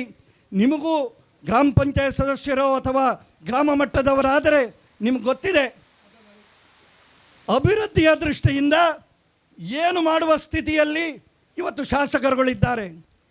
ಮೊನ್ನೆ ಸುರ್ಜೇವಾಲಾ ಬಂದು ಇಲ್ಲಿ ಒಂದು ಸೂಪರ್ ಮುಖ್ಯಮಂತ್ರಿ ಅವರು ಇಲ್ಲಿ ಬಂದು ಎಲ್ಲರನ್ನ ಶಾಸಕರನ್ನು, ಅವರ ಆಡಳಿತ ಪಕ್ಷದ ಶಾಸಕರನ್ನು ಮಾತನಾಡಿ ಇವತ್ತು ಎಲ್ಲಾದರೂ ಸಿದ್ದರಾಮಯ್ಯರ ಕುರ್ಚಿ ಜಾರ್ತದೆ, ಅಲಗಾಡ್ತಾ ಇದೆ ಅಂತ ಹೇಳುವ ಕಾರಣಕ್ಕೋಸ್ಕರ ಈಗ 50 ಕೋಟಿ ಆಡಳಿತ ಪಕ್ಷದ ಶಾಸಕರಿಗೆ ಹೇಳುವಾಗ ಹೇಳಿದ್ದಾರೆ. ಅವರಿಗೂ ಬಂದ ಮೇಲೆ ಲೆಕ್ಕ, ಅದು ಬರ್ತದೆ ಅಂತ ಹೇಳಿ ಏನು ಗ್ಯಾರಂಟಿ ಅಲ್ಲ, ಒಮ್ಮೆಗೆ ಮುಂದೆ ಹೋಗಲಿ ಅಂತ ಹೇಳುವ ಕಾರಣಕ್ಕೆ ಸ್ಟೇಟ್ಮೆಂಟ್ಗಳು, ಎಷ್ಟು ಸ್ಟೇಟ್ಮೆಂಟ್ಗಳು ಬಂತು, ಎಷ್ಟು ಹೇಳಿಕೆಗಳು ಬಂತು, ಯಾವುದು ಅನುಷ್ಠಾನಕ್ಕೆ ಬಂದಿದೆ? ಸುಮ್ಮನೆ ಒಬ್ಬರು ತಮಾಷೆಗೆ, ಬಹುಶಃ ಹನುಮಕ್ಕರವರ ಟಿ ವಿಯಲ್ಲಿ ಬಂದಿತ್ತದು, ಒಬ್ಬ ಕೃಷಿಕ ರಾಮಣ್ಣ ಅಂತೇಳಿ ಇಟ್ಕೊಳ್ಳಿ, ಅವ ಕೃಷಿ ಇಲಾಖೆಗೆ ಹೋದಂತೆ. ಕೃಷಿ ಇಲಾಖೆಗೆ ಹೋಗಿ, ಅಣ್ಣ 4,000 ಬರ್ತಿತ್ತು, 6,000 ಕೇಂದ್ರದ ಒಟ್ಟಿಗೆ 4,000 ರಾಜ್ಯ ಸರ್ಕಾರದ್ದು, ಈಗ ಬರ್ತಾ ಇಲ್ಲ, ಏನು ನಿನ್ನ ಹೆಂಡತಿಗೆ 2,000 ಕೊಟ್ಟಿದೆ ಅಲ್ಲ, 4,000 ಇಲ್ಲ. ಅವ ವಿದ್ಯಾನಿಧಿಯನ್ನು ಕೇಳಲಿಕ್ಕೆ ಹೋದ ಮಕ್ಕಳಿಗೆ, ಅಲ್ಲ ವಿದ್ಯಾನಿಧಿ ಅಂಥೇಳಿ ರೈತರ ಮಕ್ಕಳಿಗೆ ಬರ್ತಿತ್ತಲ್ಲ, ಅದು ನಿನ್ನ ಹೆಂಡತಿಗೆ 2,000 ಕೊಟ್ಟಿದೆ ಅಲ್ಲ, ಅದಕ್ಕೆ ಇದು ಇಲ್ಲ. ಟ್ರಾನ್ಸ್ಫಾರ್ಮರ್ ಹಾಕಲಿಕ್ಕೆ ಅಂತೇಳಿ ಹೋದ್ರಂತೆ. ಮೊದಲು BJP ಸರ್ಕಾರ ಇರುವಾಗ 300 ರೂಪಾಯಿಗೆ ಟ್ರಾನ್ಸ್ಫಾರ್ಮರ್ ಸಿಕ್ತಿತ್ತು ರೈತರಿಗೆ, ಈಗ 3 ಲಕ್ಷ ಅಂತೇಳಿ ಹೇಳಿದಾಗ ಅವನಿಗೆ ಆಶ್ಚರ್ಯ ಆಯಿತು. ಏನು ಇದು 3 ಲಕ್ಷ? ಅಲ್ಲ ನಿನ್ನ ಹೆಂಡತಿಗೆ 2,000 ಕೊಡ್ತೇವಲ್ಲ, ನಿಮಗೆ ಅದು ಇಲ್ಲ. ಅಲ್ಲಣ್ಣ ನಮ್ಮ ಊರಿಗೊಂದು ಬಸ್ ಹಾಕಿ, ಬಸ್ಸು ಫ್ರೀ ಕೊಟ್ಟಿದೆ ಅಲ್ಲ, ಹಾಗಾಗಿ ಬಸ್ಸು ಇಲ್ಲ. ಗುಂಡಿಗೆ ಒಂದಷ್ಟು ಅನುದಾನ ಬಿಡುಗಡೆ ಮಾಡಿ 2,000 ಕೊಟ್ಟಿದ್ದೇವಲ್ಲ, ಗುಂಡಿಗೆ ಹಣ ಇಲ್ಲ. ಎಲ್ಲವೂ ಇಲ್ಲ ಇಲ್ಲ ಇಲ್ಲ. ಯಾರಾದರೂ ಜನರು ಕೇಳಿದ್ರಾ? ಜನರಾಗಿ ಏನಾದರೂ ನಮಗೆ 2,000 ಕೊಡಿ ಅಂತೇಳಿ ನಮ್ಮ ತಾಯಿಂದರು ಏನಾದರೂ ಕೇಳಿದ್ರಾ? ನಾವು ಕೇಳಿರುವಂಥದ್ದು ನಮಗೆ ಕೆಲಸ ಮಾಡುವಂತಹ ವಾತಾವರಣ ನಿರ್ಮಾಣ ಮಾಡಿ, ಊರಿನ ಅಭಿವೃದ್ಧಿ ಮಾಡಿ. ಇದು ಯಾವುದನ್ನು ಕಾಂಗ್ರೆಸ್ ಸರ್ಕಾರ ಬಂದ ಮೇಲೆ ಮಾಡ್ತಾ ಇಲ್ಲ. ನೀವೊಮ್ಮೆ ಸೂಕ್ಷ್ಮವಾಗಿ ಗಮನಿಸಿ, ಯಾವುದಕ್ಕೆ ಬೆಲೆ ಏರಿಕೆ ಮಾಡಲಿಲ್ಲ. ನಿನ್ನೆ ಒಂದು ಕಾರ್ಟೂನ್ ನೋಡಿದೆ, ಸಿದ್ದರಾಮಯ್ಯರು ದುರ್ಬೀನ್ ಹಿಡ್ಕೊಂಡು ತಿರುಗ್ತಾ ಇದ್ದಾರೆ. ಏನು ಅಂತೇಳಿ ನೋಡಿದರೆ, ಇನ್ನು ಯಾವುದಕ್ಕೆ ಟ್ಯಾಕ್ಸ್ ಏರಿಸೋದು, ಯಾವುದು ಹೊಸ ಟ್ಯಾಕ್ಸ್ ಹಾಕೋದು ಅಂಥೇಳಿ ದುರ್ಬೀನ್ ಹಿಡ್ಕೊಂಡು ಓಡಾಡ್ತಾ ಇದ್ದಾರೆ. ಯಾಕೆಂದರೆ ಎಲ್ಲದಕ್ಕೂ ಏರಿಸಿ ಆಯಿತು. ಇಷ್ಟೆಲ್ಲ ಏರಿಸಿ ಆದ ಮೇಲೂ ಕೂಡ ಏನಾದರೂ ಜನಪರವಾದಂತಹ ಅಭಿವೃದ್ಧಿ ಪರವಾದಂತಹ ಹಣ ಬಿಡುಗಡೆ ಮಾಡೋದಕ್ಕೆ ಸಾಧ್ಯ ಆಗಿದೆ? ಮೊನ್ನೆ ಮಕ್ಕಳಿಗೆ ಈ ಮಧ್ಯಾಹ್ನದ ಊಟ ತರುವ ಲಾರಿಯವರ ಬಾಡಿಗೆಯನ್ನು ಕೊಡುವುದಕ್ಕೆ ಯೋಗ್ಯತೆ ಇಲ್ಲದಂತಹ ಒಂದು ಸರ್ಕಾರ ಇದು.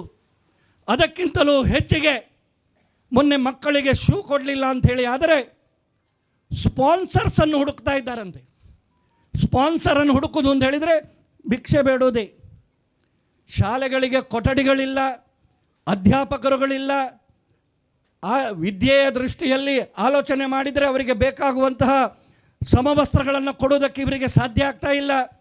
ಅದರ ಮಧ್ಯೆ ಸ್ಪಾನ್ಸರ್ ಮೊಟ್ಟೆ ಸಹ ಕೊಡ್ತಾ ಇರುವಂಥದ್ದು ಒಂದು ವಿಪ್ರೋದ ಅಜೀಮ್ಜಿ ಅವರು ಕೊಟ್ಟ ಹಣದಲ್ಲಿ. ಈಗ ಆ ವ್ಯತ್ಯಾಸ ಏನಾಗಿದೆ ಅಂತ ಹೇಳಿದರೆ ಅವರು ಒಂದಷ್ಟು ಹಣ ಕೊಟ್ಟಿದ್ದಾರೆ, ಆ ಡಿಫರೆನ್ಸ್ ಅಮೌಂಟು ಚಿಕ್ಕಿ ಅಥವಾ ಇನ್ನೊಂದನ್ನು ಕೊಡೋದಕ್ಕೆ ಇವರ ಹತ್ರ ದುಡ್ಡಿಲ್ಲ. ಅವರ ಮೊಟ್ಟೆಯನ್ನೇ ಈಗ 3 ದಿವಸಕ್ಕೇನೋ ಮಾಡಿ ಉಳಿದದ್ದನ್ನೇನೋ ಅಡ್ಜಸ್ಟ್ ಮಾಡ್ತಾ ಇದ್ದಾರೆ. ಒಮ್ಮೆ ಆಲೋಚನೆ ಮಾಡಿ, ಈ ಸರ್ಕಾರ ಬಂದಾಗಲೇ ನಾವು ಹೇಳಿದೆವು ಕಾಂಗ್ರೆಸ್ಸು ಇಡೀ ದೇಶದಲ್ಲಿ ಹೋಗ್ತಾ ಇದೆ, ಕರ್ನಾಟಕದಲ್ಲಿ ಮಾತ್ರ ಅವರು ಬಹಳ ನಿರೀಕ್ಷೆಯನ್ನು ಇಟ್ಟುಕೊಂಡಿದ್ದಾರೆ, ಹೇಗಾದರೂ ಮಾಡಿ ಅಧಿಕಾರಕ್ಕೆ ಬರಬೇಕು ಅಂತ ಹೇಳುವ ಕಾರಣಕ್ಕೆ ಯಾವುದೇ ರೀತಿಯ ಮುಂದಾಲೋಚನೆ ಇಲ್ಲದೆ ಗ್ಯಾರಂಟಿ ಗ್ಯಾರಂಟಿ ಗ್ಯಾರಂಟಿ ಅಂತೇಳಿ ಹೇಳಿಕೊಂಡು ತಿರುಗಿದರು. ಇವತ್ತು ಏನು 14 ಬಾರಿ ಬಜೆಟ್ ಮಾಡಿದಂತಹ ಮುಖ್ಯಮಂತ್ರಿಗೆ ಈ ಪಂಚ ಗ್ಯಾರಂಟಿಗಳ ಕಾರಣಕ್ಕೆ ಆರ್ಥಿಕವಾಗಿ ಎಷ್ಟು ಹೊರೆ ಬರ್ತದೆ ಅಂತ ಹೇಳುವಂತಹ ಪರಿಜ್ಞಾನ ಇರಲಿಲ್ವೋ? ವರ್ಷಕ್ಕೆ 52,000 ಕೋಟಿ ರೂಪಾಯಿಗಳು ಇವತ್ತು ಗ್ಯಾರಂಟಿಗಳಿಗೋಸ್ಕರ ಕೊಡಬೇಕಾದಂತಹ ಅನಿವಾರ್ಯತೆಯನ್ನು ಸೃಷ್ಟಿಸಿದವರು ಯಾರು?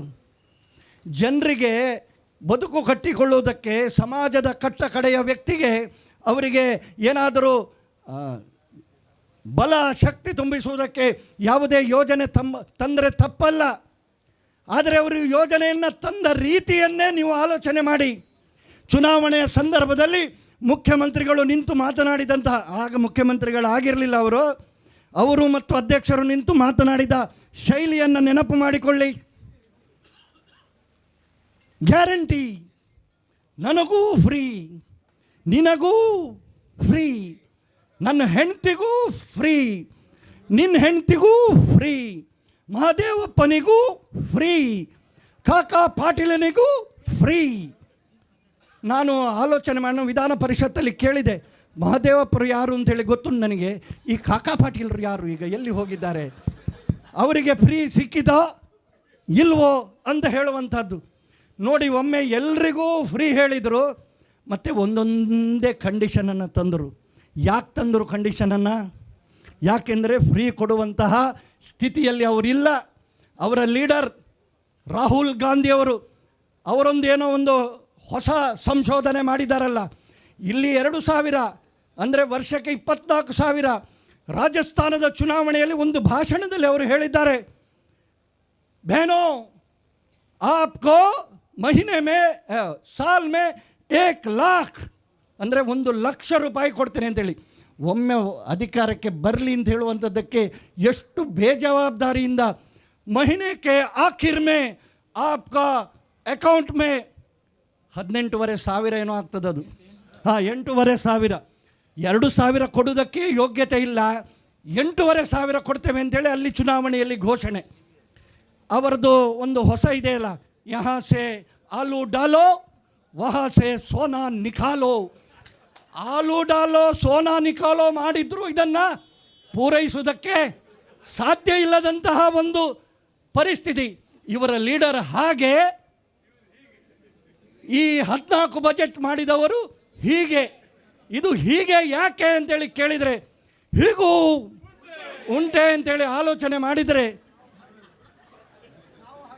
ಅವರಿಗೇನಾಗಬೇಕು ಅಂತ ಹೇಳಿದರೆ, ಅವರು ಬಂದದ್ದೇ ನೀವು ನೋಡಿ, ಅವರ ಆದ್ಯತೆಗಳು ನೋಡಿ, ಅವರ ಮಿನಿಸ್ಟ್ರುಗಳ ಕೆಲಸ ಮಾಡುವ ಕ್ರಮ ನೋಡಿ. ಇನ್ನು ಮುಂದಿನ ಸರ್ತಿ ನಾವು ಬರ್ತೇವೋ ಇಲ್ವೋ, ಈ ಸರ್ತಿ ಎಷ್ಟು ನುಂಗ್ಲಿಕ್ಕೆ ಸಾಧ್ಯವೋ. ಈಗ ಹಾಡು ಹೇಳಿದ್ರಲ್ಲ, ನುಂಗಿತಾ, ಇದು ಯಾವ ಮಿನಿಸ್ಟ್ರಿಯನ್ನು ತೆಗಿರಿ ನುಂಗಿತಾ. ನೀವು SC STಗಳ ಹಣ ನುಂಗಿತಾ, ಆಂಧ್ರದಲ್ಲಿ ಚುನಾವಣೆ, ಇಲ್ಲಿಯ ಹಣ ನುಂಗಿತ.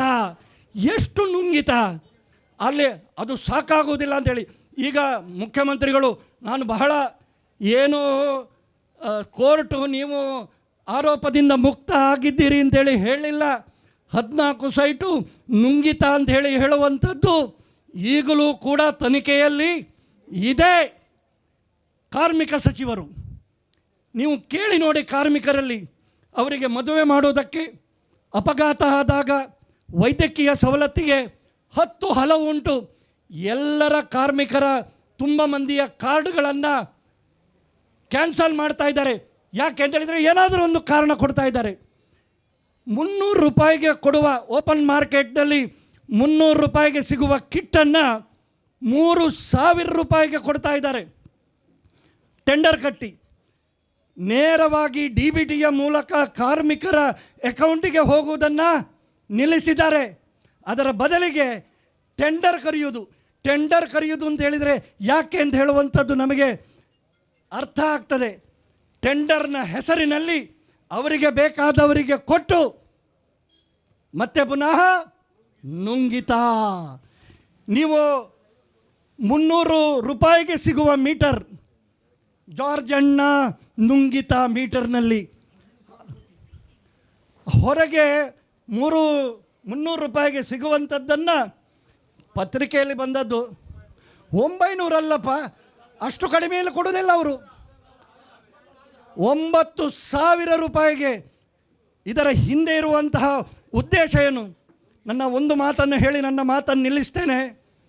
ಬೆಂಗಳೂರಿನಲ್ಲಿ ಈಗ ಒಂದು ಟನಲ್ ರಸ್ತೆಗೆ ಆಲೋಚನೆ, ಯಾವುದೇ ಹೊಸ ಪ್ರೋಗ್ರಾಮ್ ಸರ್ಕಾರ ಹಾಕಿತು ಅಂತೇಳಿ ಆದರೆ ಅದರಲ್ಲಿ ಎಷ್ಟು ನುಂಗಿತ ಅಂತ ಹೇಳುವಂಥದ್ದನ್ನೇ ಆಲೋಚನೆ ಮಾಡುವುದಕ್ಕೆ. ಅಟಲ್ ಟನಲ್ಗಳು ಎಂತೆಂತಹ ಟನಲ್ಗಳನ್ನು ಕಡಿಮೆಯಲ್ಲಿ ಇವರು ಹೇಳುವಂತಹ ರೇಟ್ ಏನಾದರೂ ನೋಡಿದರೆ, ಇವರಿಗಂತ ಹೇಳಿದರೆ ಈಗ ಬಿಹಾರ್ ಚುನಾವಣೆ ಬರ್ತಾ ಇದೆ, ಬೇರೆ ಬೇರೆ ಚುನಾವಣೆ ಬರ್ತಾ ಇದೆ.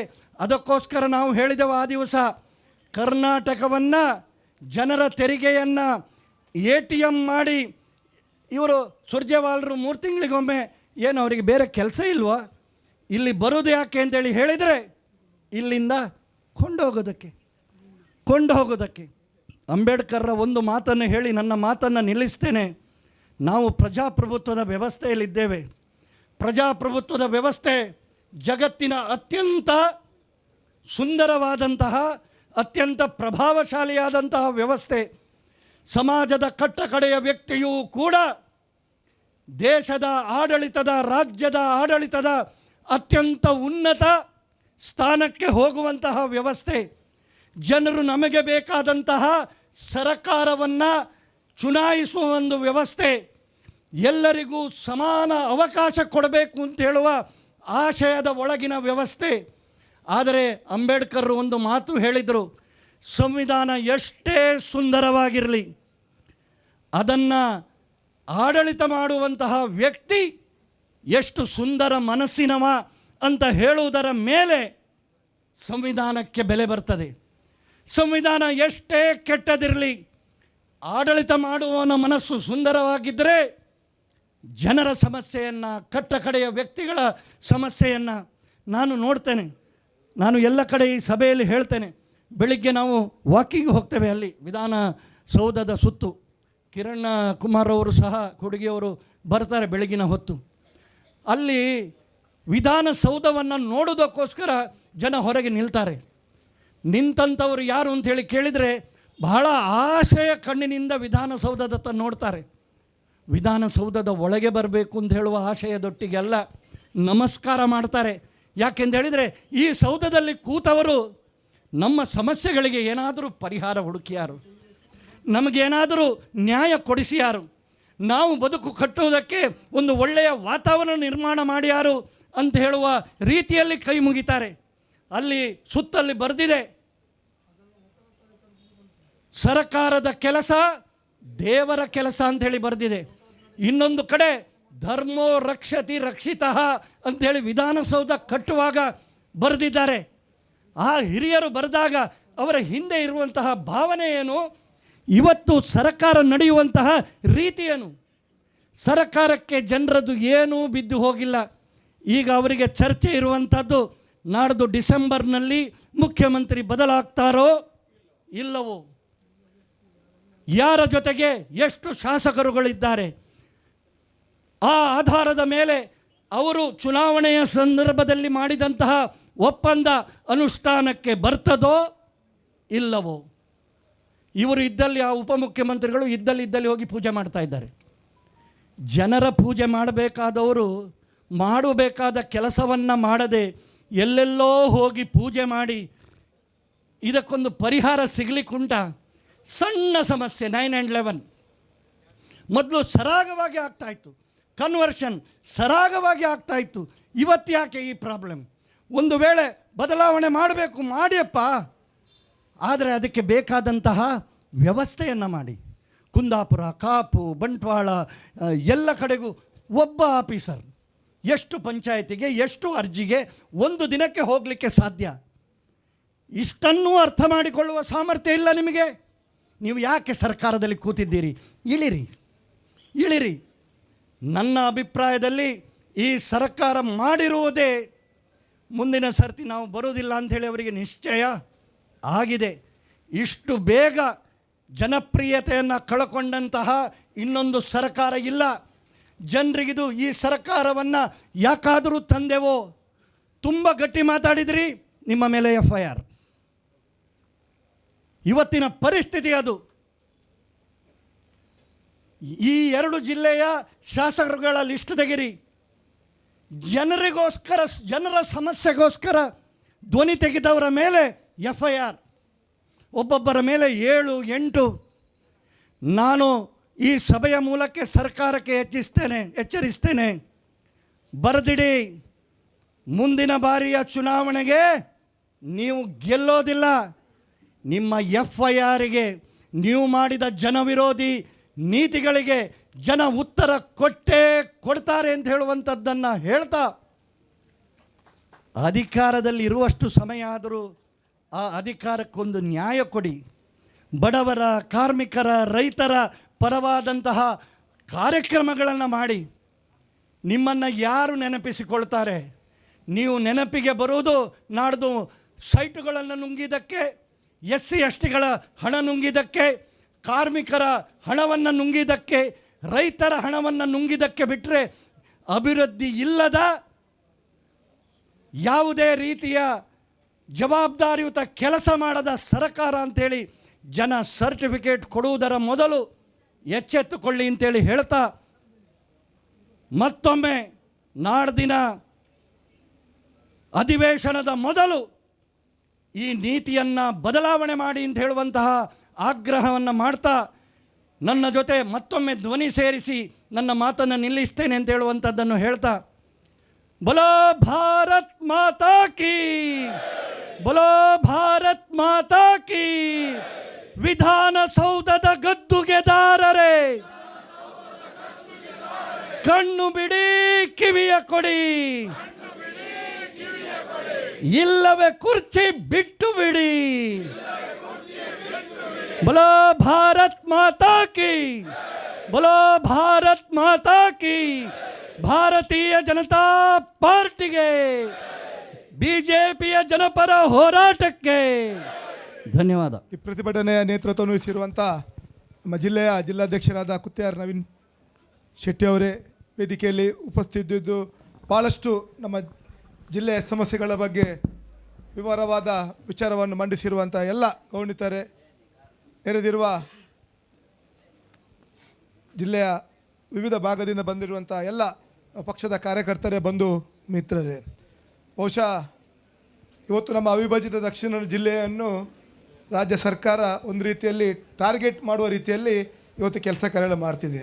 ಬಹುಶಃ ಮೊನ್ನೆ ತನಕ ನಮ್ಮ ಹಿಂದೂ ಸಂಘಟನೆ ಕಾರ್ಯಕರ್ತರ ಮೇಲೆ ಸುಳ್ಳು ಕೇಸ್ಗಳನ್ನು ದಾಖಲಿಸಿ ಅವರ ಮೇಲೆ FIR ಮಾಡಿ ಅವರನ್ನು ಗಡೀಪಾರು, ರೌಡಿ ಶೀಟ್ ಮಾಡುವಂಥ ಕೆಲಸ ಮಾಡಿದರೆ, ಇನ್ನೊಂದು ಕಡೆ ಇವತ್ತು ನಮ್ಮ ಬಡವರು ಮನೆಗಟ್ಟಲಿಕ್ಕೆ ಹೋದ ಸಂದರ್ಭದಲ್ಲಿ ಈ ರೀತಿಯ ಏಕವಿನ್ಯಾಸದ ಇರ್ಬೋದು, 9/11 ಅಂಥ ಸಮಸ್ಯೆಗಳಿರ್ಬೋದು, ಅದೇ ರೀತಿ ಕಾರ್ಮಿಕರಿಗೆ ಕೆಲಸ ಸಿಗದ ರೀತಿಯಲ್ಲಿ ಇವತ್ತು ಅವರ ಅನ್ನದ ಬಟ್ಟಲಿಗೆ ವಿಷ ಹಾಕುವಂಥ ಕೆಲಸ ಇವತ್ತು ಸಿದ್ದರಾಮಯ್ಯ ನೇತೃತ್ವದ ಸರ್ಕಾರ ಮಾಡ್ತಿದೆ. ಬಹುಶಃ ಸಿದ್ದರಾಮಯ್ಯನವರೇ ಒಂದು ವಿಚಾರವನ್ನು ನೆನಪಿಡಿ, ಅವಿಭಜಿತ ದಕ್ಷಿಣ ಜಿಲ್ಲೆಯ ಜನರು ಮನಸ್ಸು ಮಾಡಿದರೆ ಖಂಡಿತವಾಗಿ ಅದನ್ನು ಸಾಧಿಸಿಯೇ ಸಿದ್ಧ, ಅದನ್ನು ಮಾಡಿಸಿಯೇ ಸಿದ್ಧ, ಅದನ್ನು ತೋರಿಸಿಯೇ ಸಿದ್ಧ ಅಂತ ಹೇಳಲಿಕ್ಕೆ ನಾನು ಈ ಸಂದರ್ಭದಲ್ಲಿ ಬಯಸಿದ್ದೇನೆ. ಬಹುಶಃ ಪ್ರತಾಪ್ ಸಿಂಹ ನಾಯಕರು ಮಾತು ಹೇಳಿದರು, ಕಣ್ಣು ಬಿಡಿ ಕಿವಿ ಕೊಡಿ ಅಂತ. ಬಹುಶಃ ಒಂದು ಸಂಶಯ ಉಂಟು, ಗುತ್ತಿಯಾರ್ ಶೆಟ್ರೆ, ಮಣಿಪಾಲದ ಆಸ್ಪತ್ರೆಗೆ ಈ ಸರ್ಕಾರದ ಎಲ್ಲ ಸಚಿವರನ್ನೊಮ್ಮೆ ತರಿಸಿ ಅವರ ಕಣ್ಣು ಕಿವಿ ಬಾಯನ್ನು ಪರೀಕ್ಷೆ ಮಾಡೋದೊಂದು ಸೂಕ್ತ ಅಂತ ನನಗೆ ಅನಿಸ್ತದೆ. ಏಕೆಂದರೆ ಇಷ್ಟೆಲ್ಲ ಹೋರಾಟ ಮಾಡಿದರೂ ಕೂಡ ಅವರು ಮೂಕ ಪ್ರೇಕ್ಷಕರಾಗಿ ನಾಟಕ ಮಾಡ್ತಿದ್ದಾರ ಅಥವಾ ಅವರು ಕಣ್ಣು ಸರಿ ಇಲ್ಲವಂತ ಬಂದು ನೋಡಬೇಕಾಗ್ತದೆ. ಇಲ್ಲದಿದ್ದಲ್ಲಿ ಅದನ್ನು ಕಣ್ಣು ತೆರೆಸುವಂಥ ಕೆಲಸ, ಕಿವಿ ಕೇಳಿಸುವಂಥ ಕೆಲಸ ನಮ್ಮ BJP ಮೂಲಕ ನಾವು ಮಾಡಬೇಕಾಗ್ತದೆ. ಏಕೆಂದರೆ ಈ ಒಂದು ಪ್ರತಿಭಟನೆ ಕಳೆದ ಜೂನ್ ತಿಂಗಳಲ್ಲಿ ನಾವು ಒಂದು ಪಂಚಾಯತ್ ವ್ಯಾಪ್ತಿಯಲ್ಲಿ ನಮ್ಮ ಜಿಲ್ಲೆಯ 156, ಮಂಗಳೂರು ಸೇರಿ 399 ಪಂಚಾಯತಲ್ಲಿ ಮಾಡಿತ್ತು.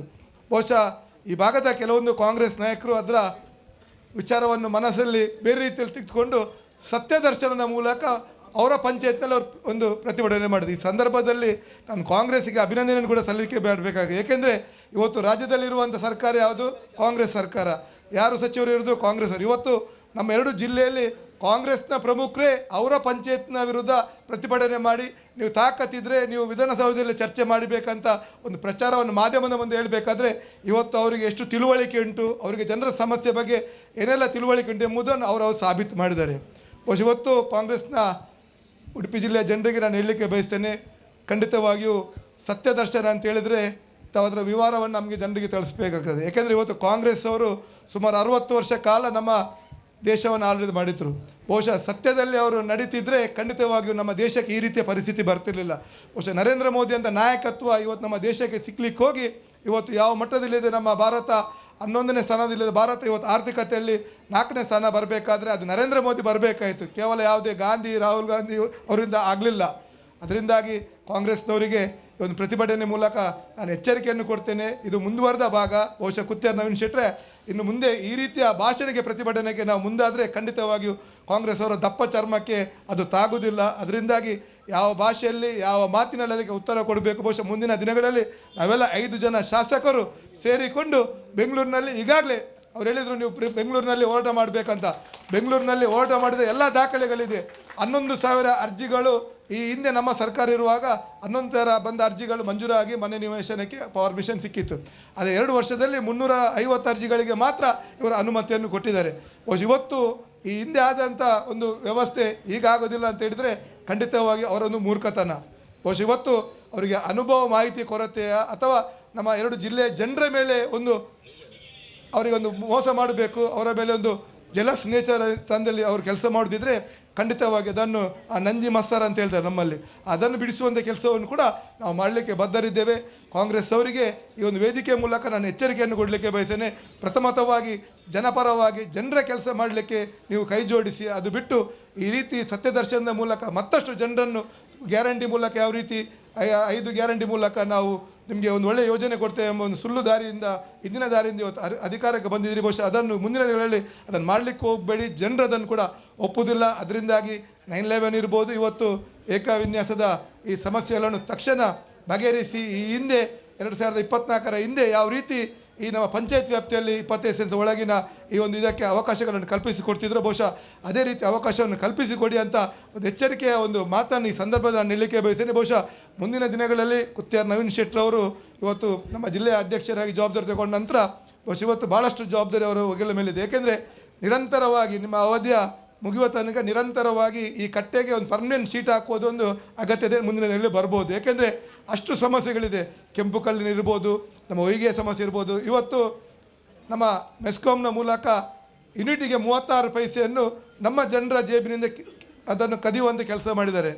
ಯಾರು ಇಲಾಖೆಯ ಅಧಿಕಾರಿಗಳ ನಿವೃತ್ತಿಯ ಸಂದರ್ಭದಲ್ಲಿ ಅವರಿಗೆ ನಿವೃತ್ತಿ ವೇತನ ಗ್ರ್ಯಾಚ್ಯುಟಿ ಕೊಡಲಿಕ್ಕೆ ಸರ್ಕಾರ ಅದನ್ನು ಒದಗಿಸಬೇಕಿತ್ತು, ಬಹುಶಃ ಅದನ್ನು ಕೂಡ ಜನರಿತ್ತ ಕಲೆಕ್ಟ್ ಮಾಡುವಂಥ ಒಂದು ಪರಿಸ್ಥಿತಿ ಇವತ್ತು ನಿರ್ಮಾಣ ಆಗಿದೆ. ಅದರಿಂದಾಗಿ ಇವತ್ತು ಈ ರೀತಿಯ ಸರ್ಕಾರ ನಮ್ಮ ಜೀವಮಾನದಲ್ಲಿ ನಾವು ನೋಡಲಿಲ್ಲ. ಇದನ್ನು ನಾವೆಲ್ಲರೂ ಉಡುಪಿಯ ಜನರು ಒಗ್ಗಟ್ಟಾಗಿದ್ದು ಕೂಡ ಅದನ್ನು ಕಿತ್ತೆಗೆಸುವಂಥ ಕೆಲಸ ಮಾಡದಿದ್ದರೆ ಖಂಡಿತವಾಗಿ ನಮ್ಮ ಭವಿಷ್ಯದ ಪೀಳಿಗೆಗೆ ಕೂಡ ಭಾಳಷ್ಟು ಸಮಸ್ಯೆ ಎದುರಿಸುವಂಥ ಒಂದು ವಾತಾವರಣ ನಿರ್ಮಾಣ ಆಗ್ಬೋದು. ಅದರಿಂದಾಗಿ ಸಿದ್ದರಾಮಯ್ಯನವರಿಗೆ ಉಡುಪಿಯ ಕೃಷ್ಣ ನಾಡಿನ ಮೂಲಕ ನಾನು ಪ್ರಾರ್ಥನೆ ಮಾಡ್ತೇನೆ, ಒಂದು ಒಳ್ಳೆಯ ಬುದ್ಧಿ ಕೊಡಲಿ, ಇನ್ನು ಇರುವಂಥ ದಿನಗಳಲ್ಲಿ ಒಂದು ಜನರ ಪರವಾಗಿ ಕೆಲಸ ಮಾಡಿ ಒಂದು ಒಳ್ಳೆಯ ರೀತಿಯಲ್ಲಿ ನಿವೃತ್ತಿಯನ್ನು ಪಡೆಯುವಂಥ ಕೆಲಸ ಮಾಡಿ ಒಂದು ಜನರಿಗೆ ನನ್ನಿಂದ ಒಂದು ಆಶೀರ್ವಾದವನ್ನು ಪಡೆಯುವಂಥ ಕೆಲಸ ಮಾಡಿ ಮುಂದಿನ ದಿನಗಳಲ್ಲಿ ಖಂಡಿತವಾಗಿಯೂ ಸಿದ್ದರಾಮಯ್ಯ ಇರ್ಬೋದು ಅವರ ಇಡೀ ನೇತೃತ್ವದಲ್ಲಿ ನಮ್ಮ ರಾಜ್ಯದಲ್ಲಿ ಅಂತೂ ಜನರು ನಿಮಗೆ ಆಶೀರ್ವಾದ ಅಲ್ಲ ನಿಮಗೆ ಸಹಕಾರವನ್ನು ಕೂಡ ಮಾಡುವುದಿಲ್ಲ ಎಂಬ ಮಾತನ್ನು ಈ ಸಂದರ್ಭದಲ್ಲಿ ಹೇಳುತ್ತಾ, ಈ ಸಂದರ್ಭದಲ್ಲಿ ಬೇರೆ ಬೇರೆ ಪದಾಧಿಕಾರಿಗಳು ಇವತ್ತು ಜವಾಬ್ದಾರಿ ಇಟ್ಕೊಂಡು ಕೆಲಸ ಮಾಡಿದಿರಿ. ಹಿಂದುಳಿದ ವರ್ಗದ ಮೋರ್ಚಾದ ಮೂಲಕ ಇದಕ್ಕೆ ಸಹಕಾರವನ್ನು ಸಿಕ್ಕಿದೆ. ಖಂಡಿತವಾಗಿ ಮುಂದಿನ ದಿನಗಳಲ್ಲಿ ಭಾಳಷ್ಟು ಜನಪರ ಹೋರಾಟಕ್ಕೆ ತಾವೆಲ್ಲರೂ ಇದೇ ರೀತಿ ಕೈ ಜೋಡಿಸುವ ಮೂಲಕ ಉಡುಪಿಯ ಜಿಲ್ಲೆಯ ಜನರಿಗೆ ನ್ಯಾಯ ಒದಗಿಸುವಂಥ ಕೆಲಸ ನಾವೆಲ್ಲರೂ ಜೊತೆಯಾಗಿ ಮಾಡುವ ಅಂತ ಹೇಳುತ್ತಾ ಈ ಒಂದು ಅವಕಾಶಕ್ಕಾಗಿ ಒಂದು ಸುತ್ತ ನನ್ನ ಮಾತನ್ನು ಮುಗಿಸಿ. ಕೊನೆಯದಾಗಿ ನಮ್ಮ ಜಿಲ್ಲಾಧ್ಯಕ್ಷರು ಸಮಾರೋಪ ಮಾತುಗಳನ್ನು ಆಡಲಿಕ್ಕಿದ್ದಾರೆ. ಆನಂತರ ಜಿಲ್ಲಾಧಿಕಾರಿಗಳಿಗೆ ಮನವಿ ಕೊಡಲಿಕ್ಕಿದೆ. ದಯವಿಟ್ಟು ಯಾರು ತೆರಳಬಾರ್ದು, ಕುತ್ಕೊಳ್ಬೇಕಂತೇಳಿ ವಿನಂತಿ ಮಾಡಿಕೊಳ್ತಿದ್ದೀವಿ. ಬೋಲೋ ಭಾರತ್ ಮಾತಾ ಕಿ. ವೇದಿಕೆ ಮೇಲಿರುವ ಎಲ್ಲ ಗೌರವಾನ್ವಿತ ಶಾಸಕರೇ ಹಾಗೂ ಪಕ್ಷದ ಎಲ್ಲ ಅನ್ಯಾನ್ಯ ಜವಾಬ್ದಾರಿಯನ್ನು ಹೊತ್ತಿರುವಂಥ ಪ್ರಮುಖರೇ, ಮುಂಭಾಗದಲ್ಲಿರುವ ಎಲ್ಲ ಉಡುಪಿ ಜಿಲ್ಲೆಯ ಹೋರಾಟಗಾರರೇ,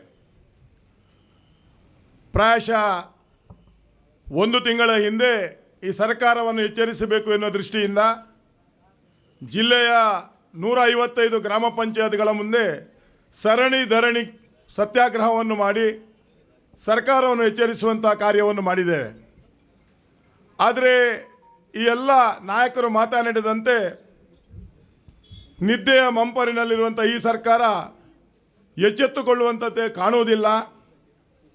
ಅದಕ್ಕಾಗಿ ಇಡೀ ಕರಾವಳಿಯ ಜ್ವಲಂತ ಸಮಸ್ಯೆಯಾದ ಇವತ್ತು ಬಡವ ಒಂದು ಮನೆ ಕಟ್ಟಲಿಕ್ಕೆ ಕಳೆದ 1.5 ವರ್ಷದಿಂದ ನನ್ನಲ್ಲಿಗೆ ಒಂದಷ್ಟು ವಿನಂತಿಗಳು ಬಂದಿದೆ. ಈ ರೀತಿ ಆಗ್ತಾ ಇದೆ ಎನ್ನುವುದನ್ನು, ಈ ಸಮಸ್ಯೆಯನ್ನು ಕಳೆದ 6 ತಿಂಗಳಿಂದ ಶಾಸಕರು ವಿಧಾನಸಭೆಯಲ್ಲಿ ಜಿಲ್ಲಾಧಿಕಾರಿಗಳ ಮುಖಾಂತರ ಇಷ್ಟು ಚರ್ಚೆ ಮಾಡಿದರೂ ಇದಕ್ಕೆ ಪರಿಹಾರವನ್ನು ಕಾಣಲಿಕ್ಕೆ ಪ್ರಯತ್ನ ಮಾಡುವುದಿಲ್ಲ ಎಂದಾದರೆ ಇದು ಈ ಸರ್ಕಾರದ ಯಾವ ಧೋರಣೆ ಇರಬಹುದು. ಮೊನ್ನೆ ಕಾಪುವಿನ 2 ಸಲ ತಿರಸ್ಕರಿಸಿಕೊಂಡ ನಾಯಕರು ಹೇಳ್ತಾರೆ, ಕಾಂಗ್ರೆಸ್ನವರೇ ಅವರ ಬಳಿಗೆ ಈ ವಿಚಾರವನ್ನು ಕೊಂಡೋದ್ರಂತೆ. ಹೇಳಿದರು ಸಿದ್ದರಾಮಯ್ಯ ಹೇಳಿದ ಉಲ್ಲೇಖ. ಕಾಪುವಿನ ನಾಯಕರು ಹೇಳ್ತಾರೆ, ಗಡಿಬಿಡಿ ಮಾಡಬೇಡ, ಏನು ಸಮಸ್ಯೆ ಇಲ್ಲ, ಜನರು ಸ್ವಲ್ಪ ಕಷ್ಟಪಡಲಿ, ಈಗ ಈ ಜಿಲ್ಲೆಯಲ್ಲಿ 5 ಶಾಸಕರು ಇದ್ದಾರೆ ಅಂತ. ನಾನು ಜನರಿಂದ ತಿರಸ್ಕರಿಸಲ್ಪಟ್ಟಂಥ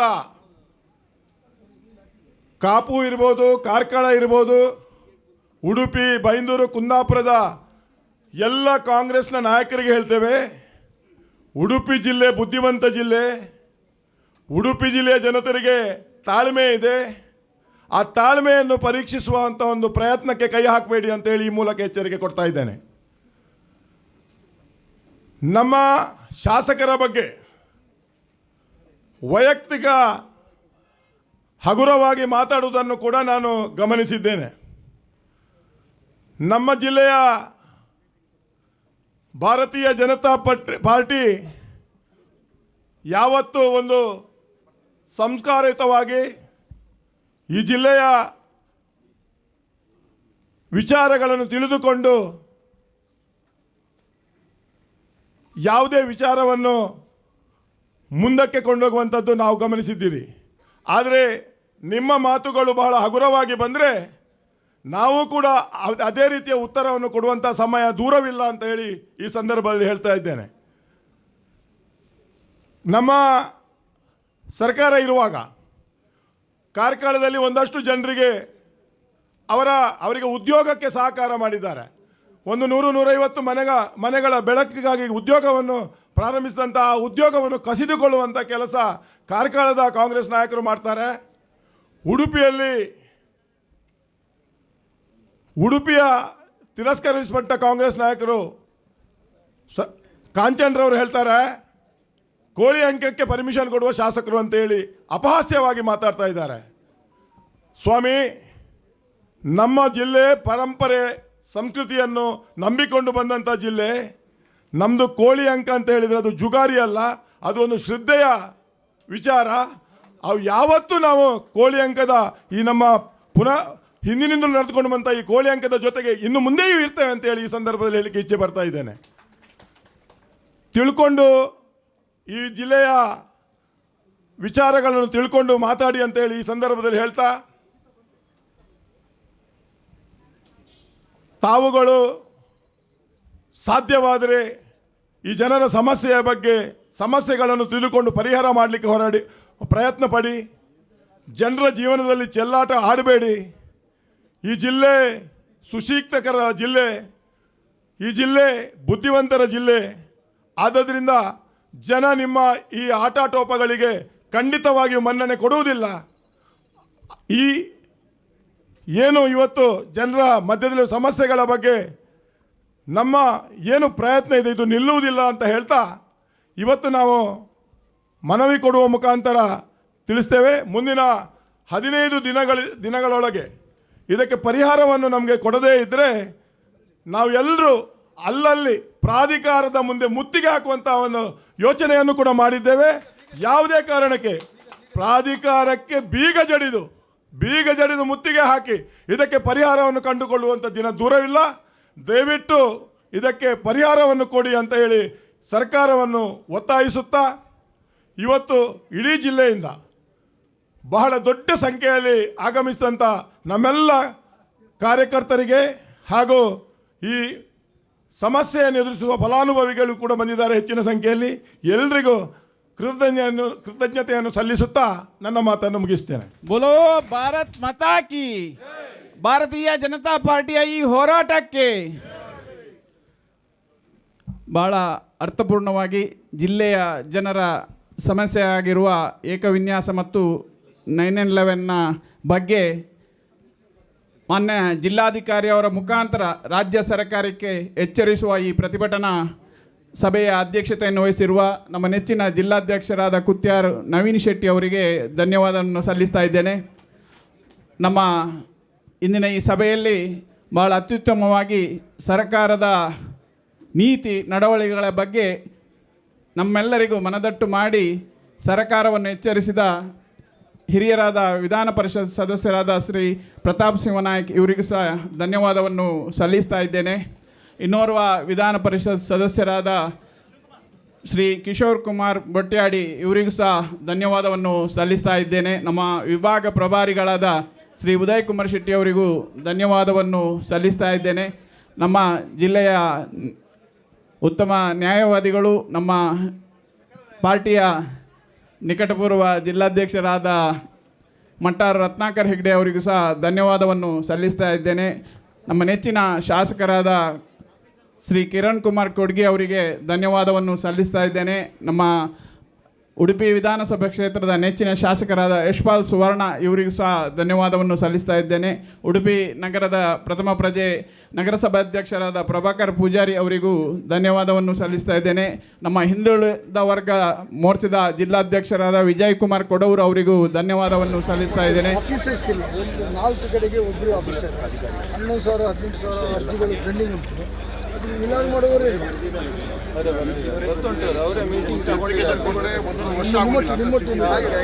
ಪೇಪರ್ ಕ್ಲಿಯರ್ ಇದ್ದದ್ದನ್ನು ಪಟ ಮುಗಿಸ್ಬೇಕು.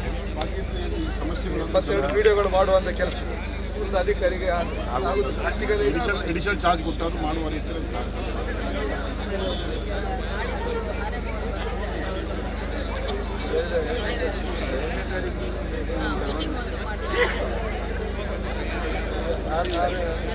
ಮಾಡ್ತಾ ಇದ್ದೀವಿ. ನಾಳೆ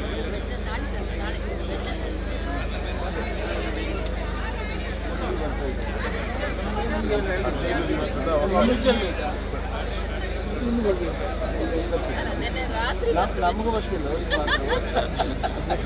15 ದಿವಸ ನೋಟಿಫಿಕೇಶನ್ ಮಾಡ್ತೀವಿ. 15 ದಿವಸ ಅಂತ 30 ದಿನಗಳಿಗೆ ಇಲ್ಲದೆ ನಾವು ಉಗ್ರವಾದ ಎಲ್ಲ ಒಂದು ಪ್ರತಿಭಟನೆಗೆ ಒಂದು ಹಂತ ಸಾಂಕೇತಿಕ. ಮುಂದೆ ನಾವು ಇದನ್ನು ನಮಗೆ ಪರಿಹಾರ ಸಿಗುವ ರೀತಿ ಏನು ಮಾಡಬೇಕು ಎಲ್ಲವನ್ನು ಮಾಡಲಿಕ್ಕೆ ಸಿಗ್ತದೆ.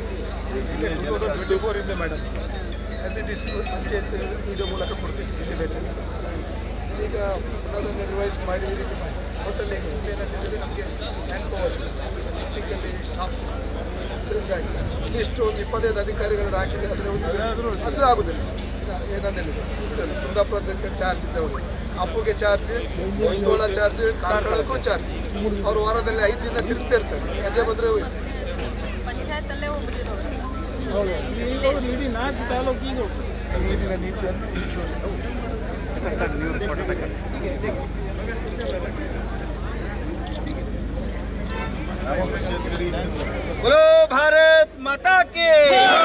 ಕರಾವಳಿ ಜಿಲ್ಲೆಯ ಜನರ ಜೀವನದ ಜೊತೆಗೆ ನೇರವಾಗಿ ಸಂಬಂಧ ಇರುವಂತಹ, ತಮ್ಮ ಬದುಕನ್ನು ಕಟ್ಟಿಕೊಳ್ಳುವುದಕ್ಕೆ ರಕ್ತವನ್ನು ಬೆವರು ಮಾಡಿ ದುಡಿತಿರುವಂತಹ ದುಡಿಯೋ ವರ್ಗದ, ಮತ್ತೊಂದು ತನ್ನ ಸೂರೊಂದು ಕಟ್ಟಿಕೊಳ್ಳಬೇಕು ಅಂತ ಹೇಳುವಂತಹ ಎಲ್ಲರಿಗೂ ಸಂಬಂಧಪಟ್ಟಂತಹ ಸಮಸ್ಯೆಯ ಬಗ್ಗೆ ಉಡುಪಿ BJP ವತಿಯಿಂದ ಈ ಪ್ರತಿಭಟನೆ ನಡೀತಾ ಇದೆ. ಮೊದಲು ಪಂಚಾಯತ್ನಲ್ಲಿ ಸಿಗ್ತಿದ್ದಂತಹ ಪರಿಹಾರಕ್ಕೆ ಇವತ್ತು ತಿಂಗಳುಗಟ್ಟಲೆ, ವರ್ಷಗಟ್ಟಲೆ ಜನ ಓಡಾಡುವಂತಹ ಒಂದು ಪರಿಸ್ಥಿತಿ ಈ ಸರ್ಕಾರ ತೆಗೆದುಕೊಂಡಂತಹ ನಿರ್ಣಯದಿಂದಾಗಿ ಆಗಿದೆ. ಅದು 9/11 ಇರ್ಬೋದು, ಕನ್ವರ್ಷನ್ ಇರ್ಬೋದು, ಮರಳು ಅಥವಾ ಕೆಂಪು ಕಲ್ಲಿನ ಸಮಸ್ಯೆ ಇರಬಹುದು. ಇದು ನೇರವಾಗಿ ಸರ್ಕಾರ ಜವಾಬ್ದಾರಿ ತೆಗೆದುಕೊಂಡು ಅತ್ಯಂತ ಶೀಘ್ರವಾಗಿ ಇದಕ್ಕೆ ಪರಿಹಾರ ಹುಡುಕಬೇಕಾದಂಥದ್ದು ಅವರ ಕರ್ತವ್ಯ. ಈಗಾಗಲೇ 6-7 ತಿಂಗಳು ದಾಟಿದರೂ ಕೂಡ ಇದಕ್ಕೊಂದು ಪರಿಹಾರ ಇಲ್ಲದ ಕಾರಣಕ್ಕೋಸ್ಕರ ಜಿಲ್ಲೆಯ, ಕರಾವಳಿ ಜಿಲ್ಲೆಗಳ ಆರ್ಥಿಕ ಸ್ಥಿತಿಯ ಮೇಲೆ ಬಹಳ ದೊಡ್ಡ ಪೆಟ್ಟು ಬಿದ್ದಿದೆ. ಬದುಕು ಕಟ್ಟಿಕೊಳ್ಳುವವರಿಗೆ 2 ಹೊತ್ತಿನ ಊಟಕ್ಕೂ ಸಮಸ್ಯೆ ಆಗುವಂತಹ ರೀತಿಯಲ್ಲಿ ಈ ಸಮಸ್ಯೆ ಉಲ್ಬಣವಾಗಿರುವಂತಹ ಸಂದರ್ಭದಲ್ಲಿ ಸರ್ಕಾರ ಶೀಘ್ರವಾಗಿ ಜವಾಬ್ದಾರಿಯುತವಾಗಿ ಇದಕ್ಕೆ ಪರಿಹಾರವನ್ನು ಕಂಡುಕೊಳ್ಳಬೇಕು ಅಂತ ಹೇಳುವಂತಹದ್ದು ಕಂಡುಕೊಟ್ಟು ಜನರಿಗೆ ಬದುಕು ನಡೆಸುವುದಕ್ಕೆ ಅನುಕೂಲ ಮಾಡಿಕೊಡಬೇಕು ಅಂತ ಹೇಳುವ ಆಗ್ರಹವನ್ನು ಮಾಡುವುದಕ್ಕೆ ಇದು ಸೇರಿದೆ. ನಾಡ್ದು 11 ತಾರೀಕಿಗೆ ಅಧಿವೇಶನ ಪ್ರಾರಂಭವಾಗ್ತದೆ. ಅದರ ಮೊದಲು ಈ ಸಮಸ್ಯೆಗೆ ಸರ್ಕಾರ ಪರಿಹಾರವನ್ನು ಕೊಡಬೇಕು ಅಂತ ಹೇಳಿ ಎಲ್ಲ ಜಿಲ್ಲೆಯ ಜನರ ಪರವಾಗಿ ನಾವು ಆಗ್ರಹಿಸ್ತೇವೆ. ನಮ್ಮ ಜಿಲ್ಲೆಯ ಭಾಳ ದೊಡ್ಡ ಜ್ವಲಂತ ಸಮಸ್ಯೆಯಾದ 9/11, ಅದೇ ರೀತಿ ಸಿಂಗಲ್ ಲೇಔಟ್ನ ಬಗ್ಗೆ ಇವತ್ತು ಜಿಲ್ಲಾಧ್ಯಕ್ಷರ ನೇತೃತ್ವದಲ್ಲಿ ಹಿಂದುಳಿದ ಮೋರ್ಚಾ ಸಹಕಾರದೊಂದಿಗೆ ದೊಡ್ಡ ರೀತಿಯ ಹೋರಾಟಗಳನ್ನು ಇವತ್ತಿನ ದಿನ ಹಮ್ಮಿಕೊಂಡು ಭಾಳ ಯಶಸ್ವಿಯಾಗಿ ಆಗಿದೆ.